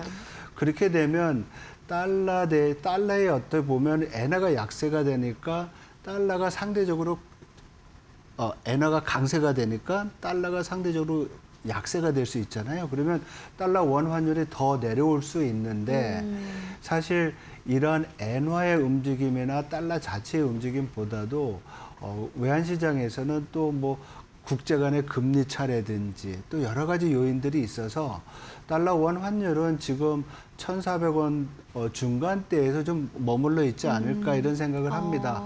하지만 우리 지금 경제 펀더멘탈로 본다고 하면 주로 꼽는 것이 우리 한국은행의 기준금리 네. 그리고 또 우리 경제성장률을 얘기할 수 있는데 기준금리는 올해 안에 한 번 더 올린다는 또 기대가 있고요. 컨센서스가 있고 성장률은 지금 반도체 때문에 굉장히 좋잖아요. 네. 이런 부분들이 또 원화의 강세 요인으로 작용하고 있어서 일부 IB는 올해 연말에 달러 원 환율이 1,420원, 30원까지도 내려갈 수 있다. 뭐 지금에서 조금 더 내려가는 수준이 되겠죠. 네. 그렇게도 전망을 하고 있습니다. 네, 알겠습니다. 참 또 이 환율의 방향을 좌우할 핵심 변수 가운데 하나라고 한다면 미국의 경기와 통화 정책이 당연히 꼽힐 텐데 간밤에 이제 뉴욕 증시가 크게 올랐습니다. 그 가운데 저 고용 지표도 졸트 구인 이직 보고서 발표가 됐는데요. 시장 마감 흐름을 좀 어떻게 보셨는지 또 움직인 주요 특징까지도 한번 짚어주시겠어요? 예, 지금 뭐 고용 지표가 이제 나오기 시작했죠. 오늘 네. 졸트 보고서가 나오고 그 다음에 금요일 날에 비농업 부분의 취업자 수가 이제 나오게 되는데 네. 사실 어제 나온 ISM 그 제조업 지수에 보면 고용 지표가 굉장히 좋게 나왔어요. 그래서 그 금요일 날 나올 비농업 부분의 고용 취업자 수 또한 지난달에 5만 7천 개에서 약 한 8만 개를 넘을 거로 이제 나오는 그런 상황이거든요. 그렇다고 보면 미국 경제가 노동시장이 졸트보고에서 보면은 그 구인 건수는 좀 3개월 연속 소폭씩 줄고 있어요. 그렇지만 뭐라 그럴까요? 그 채용률이라든지 네. 이직률이 상당히 안정적으로 보여서 고용시장은 괜찮은 편이고 중요한 것은 어떻게 보면 어제 시장을 이끌었던 것은 유가 하락인 것 같아요. 네. 호르무즈 해협에서의 미국과 이란의 갈등이 좀 해소된다는 뉴스가 있으니까 유가가 내려왔고 그래서 국채 금리가 내려오고 이렇게 되면 아무래도 연준이 금리를 올리지 않을 수 있다라는 기대가 있을 수 있으니까 네. 이게 아무래도 금리와 지금 시장을 주도하고 있는 성장주에 영향을 줄 수 있어서 이게 시장에 소위 말해서 S&P 500이라든지 다우존스 산업평균 지수가 사상 최고치 기록하는 게 그 네. 영향이 아닌가 이렇게 볼 수 있을 것 같습니다. 네, 알겠습니다. 결국 고용 지표 관련해서는 고용 수요가 조금 줄었지만 해고는 늘지 않았기 때문에 뭐 미국 노동시장 좀 천천히 식어가고 있다라고 볼 수 있을 것 같고 유가와 금리 부담까지 완화되면서 뉴욕 증시의 상승폭이 좀 커졌다는 말씀인 네. 것 같습니다. 구인 건수 감소 관련해서 이번 주가 워낙 또 고용 주간이라고 불리다 보니까 뭐 적당한 정도의 골디락스 신호로 봐야 할지 아니면 뭐 경기 침체 초입 신호로 경계하는 시선도 있는지 궁금한데요. 지금 미국의 지금 월별 주간으로 나오는 데이터로 올해 미국의 3분기 경제 성장률 소폭치를 연준이 발표하거든요. 연율로 6%입니다. 지금. 물론 이게 이제 시간이 가면서 2%대로 내려올 수 있는데 지금 나오는 데이터는 굉장히 강하고요. 네. 그런 면에서 보면 경기 침체에 대한 올해 우려는 없는 거로 보이고 지금 앵커께서 말씀하신 골디락스를 우리가 얘기한다 그러면 노동시장에서 앞에서 제가 말씀드린 대로 취업자 수 약 한 8만 개 정도 그리고 지금 실업률이 4.2, 4.3%인데 그 정도 유지해주면 노동시장에 있어서 고용시장은 골디락스 상황이다라고 볼 수 있을 것 같아요. 네, 알겠습니다. 자, 이어서 이번에는 국내 수급 변화도 한번 살펴보도록 하겠습니다. 코스닥에서 3거래일 연속 매수 사이드카가 발동을 했는데 이제 대형 반도체에서 빠져나온 자금이 뭐 바이오, 중소형 성장주 쪽으로 이동하고 있다라고 보면 될까요? 좀 두고 봐야 될 것 같아요. 그것도 지금 보면 네. 여러 가지 있습니다. 이게 순환매다 아니면 기조적으로 어떻게 보면 주도주가 바뀌는 것이다 이런 얘기가 있는데 사실 어제 오늘이나 아니면 지난 7월 말서부터 보면 또 제도적인 변화가 있었잖아요. 네. 그 레버리지, 단일 레버리지에 대한 규제가 강화가 되면서 이 어떻게 보면 그 자금들이 코스피에서 코스닥으로 넘어오는 그런 부분들이 있어서 좀 우리가 좀 두고 봐야 되는 그런 네. 상황이라고 봅니다. 네, 뭐 성장주로 자금이 확산되는 모습이 있긴 했지만 뭐 수급이 계속 이어지는지는 좀 확인을 해야 된다는 말씀이시고 사이드카 자체만으로는 뭐 자금 이동의 지속성을 단정하기는 어렵겠네요. 예, 그만큼 시장에 변동성이 있는 것이기 때문에 네. 사실 코스피가 빠지면 코스닥이 올라가는 이런 시소의 모양은 우리가 계속 봐왔잖아요. 네. 그래서 이런 거의 한 부분인 것으로 보이고요. 더 중요한 것은 소위 말해서 이제 우리 지금 주도주가 다시 자리를 잡고 그 다음에 이 주변부로 반도체에서 AI 관련된 뭐 전력, 인프라 이런 쪽 아니면 그 이후로 이제 나갈 수 있는 그런 확산을 좀 기대해 보는 것이 더 낫지 않나 이렇게 생각을 합니다. 알겠습니다. 좀 새로운 주도주가 등장했다라고 판단할 수 있는 중요한 조건이 있다면 어떤 걸까요? 아무래도 일단 시장이 좀 안정돼야 되지 않을까 네. 싶습니다. 그리고 이 뭐라 그럴까? 어닝이나 이런 것들, 어닝 시즌이 끝나고 난 다음에 우리가 실질적으로 어떤 부분에서의 그 이익이 분명히 나타나는지를 확인할 필요도 있을 것 같아요. 네, 알겠습니다. 자, 이 가운데 이번 주 여전히 좀 미국의 고용 지표를 비롯해서 주요 기업 실적 등 좀 이벤트들이 남아 있는데요. 시장 방향을 바꿀 수 있는 핵심 변수가 있다면 어떤 걸까요? 아무래도 제가 볼 때는 앞에서 말씀드렸던 연준의 금리 정책이 지금 굉장히 중요할 것 네. 같아요. 지금 우리가 앞에서 스페이스 X의 어떤 물량 부담이 있다라는 말씀도 드렸고 사실 하이퍼스케일러들이 자금난이 많이 빠지니까 회사채도 발행하고 주식도 발행하잖아요. 네. 이런 면에서 금리 향방이 굉장히 중요한 거라고 보이고요. 그리고 월말에 있을 엔비디아의 실적도 상당히 중요한 관전 포인트라고 보입니다. 그래서 지금 진행되고 있는 반도체 관련된 AI의 어떤 주도가 지속이 될 수 있을지, 그리고 그 핵심은 매출 증가가 현실적으로 나타나고 있는지, 여기에 대한 확인이 상당히 중요한 시점이라고 보입니다. 혹시 그렇다면 이제 금리 향방에 대해서 개인적으로는 좀 어떻게 전망을 하고 계세요? 예, 지금 연준도 올해 금리를 한 번 정도 더 올리지 않을까 이런 생각을 하고 있습니다. 그래서 네. 기본적으로는 케빈 워시 새로운 의장이 좀 뭐 비둘기파적이다, 아니면 생산성을 중요한다, 이렇게 얘기를 하고 있지만은 여전히 지금 물가 수준 자체는 연준의 목표 수준 2%를 상회하고 있거든요. 그런 면에서, 그리고 앞에서 말씀드린 대로 노동시장이 지금 골디락스 상황이라고 하면 경기 침체를 우려하는 그런 상황은 아니거든요. 그래서 제가 볼 때는 이러한 어떤 경기가 양호한 가운데서 물가 상승 압력이 있기 때문에 적어도 한 번 정도의 금리 인상은 있지 않을까 이렇게 보이고요. 이런 부분이 어떻게 보면 이번 하반기 때 시장에서의 하나의 관전 포인트 중에 하나다, 이렇게 볼 수 있습니다. 네, 알겠습니다. 기업 실적이 시장의 기대를 뒷받침해주고 있고 환율도 우호적인 방향으로 움직이고 있습니다. 이번 주 고용보고서 또 기업들 추가 실적 발표가 중요하게 남아있는 만큼 변동성에는 좀 계속 대비를 할 필요가 있겠습니다. 오늘 장재철 피나클 연구소 대표님과 함께했습니다. 오늘 좋은 말씀 고맙습니다. 고맙습니다. 자, 이어서 오늘 실적을 발표한 기업들의 주요 어닝콜 내용은 어떤 것들이 있었는지 현아연 캐스터와 만나보시죠. 네, 어닝콜 체크 포인트 저와 함께 살펴보시죠. 오늘 AMD와 스페이스X의 실적 발표가 있었습니다. 특히 스페이스X는 상장 후에 첫 실적 발표를 했기 때문에 시장이 더욱 큰 주목을 받았는데요. 어닝콜에서 어떤 이야기들이 나왔는지 한번 살펴보도록 하겠습니다. 먼저 AMD입니다. AMD의 분기 실적 긍정적으로 나와줬습니다. 매출도 115억 달러로 전년 동기 대비해서 50% 넘게 상승을 했고요. EPS도 전년 동기 대비해서 245% 상승하면서 1달러 선을 넘겨내는 흐름 보였습니다. 시장 예상치보다도 더 큰 폭으로 상승해내는 모습이었고요. 또 매출 가이던스도 약 130억 달러로 제시를 했다는 점 확인해 보실 수 있겠습니다.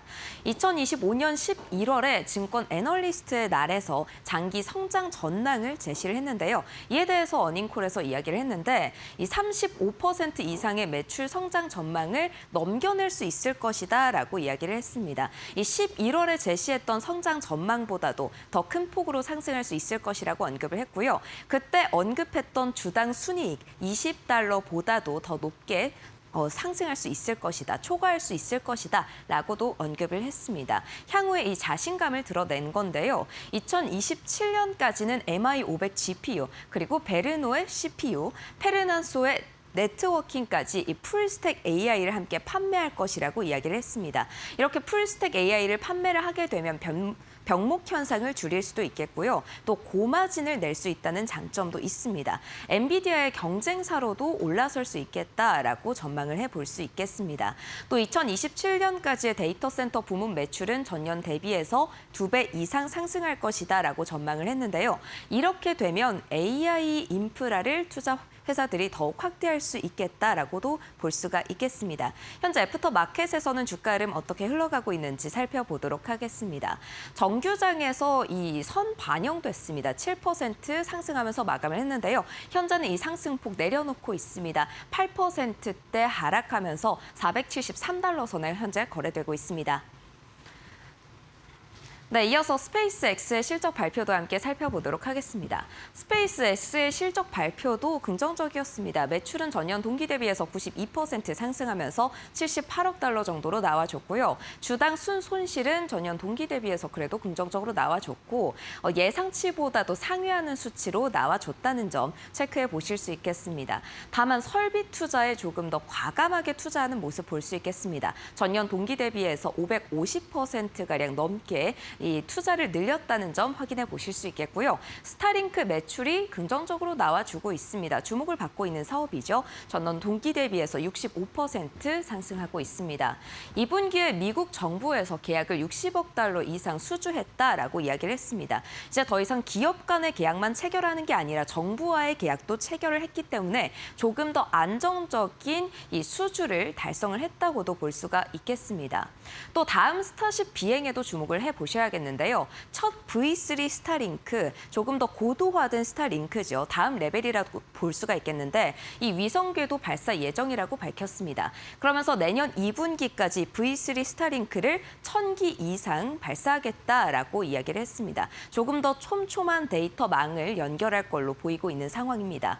또 앞으로는 엔비디아의 기반으로만 이 위성 AI 관련 인프라를 구축하겠다라고 밝혔습니다. 이를 통해서 병목 형상을 줄이고 조금 더 효율적으로 운영할 수 있게 될 걸로 보이고 있습니다.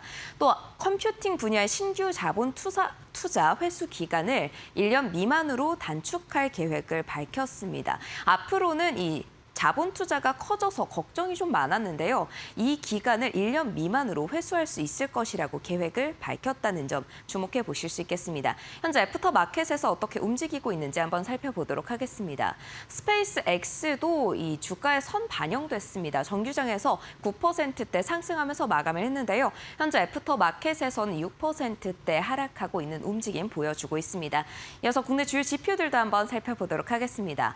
오늘 국내 주요 지표들 살펴보시면 코스피 100 야간 선물 시장 5% 가까이 상승이 되면서 1000포인트 선을 넘겨내는 움직임 보여줬습니다. EWR 한국 ETF도 간밤에 긍정적이었습니다. 6%대 상승하는 모습 보여줬는데요. 애프터마켓에서 0.72% 소폭 하락하면서 169달러 선을 지나갑니다. 필라델피아 반도체 지수도 6%대 상승폭 키워내면서 12,000포인트 선 넘겨냈습니다. 유가 흐름도 안정세를 접어들었습니다. 간밤에 이 지정학적인 리스크가 완화 국면에 접어들면서 5%대 하락했는데요. 현재는 0.13% 소폭 상승하면서 75달러 선에 거래가 되고 있습니다. 오늘 실적 발표한 종목들이 우리 국내 시장에 어떤 영향을 미칠지도 함께 주목해 보시면 좋겠습니다. 지금까지 시그널 살펴봤습니다. 네, 오늘 애프터마켓의 흐름까지 보면 투심은 여전히 긍정적인 분위기가 이어지고 있습니다. 오늘 국내 시장이 간밤 미국의 상승세를 얼마나 따라갈 수 있을지 이어지는 마켓나우 1부에서 우리 시장 이야기까지 계속해서 이어가도록 하겠습니다. 저희는 내일 이 시간 더 알찬 이야기로 찾아오도록 하겠습니다. 시청해주신 여러분 고맙습니다.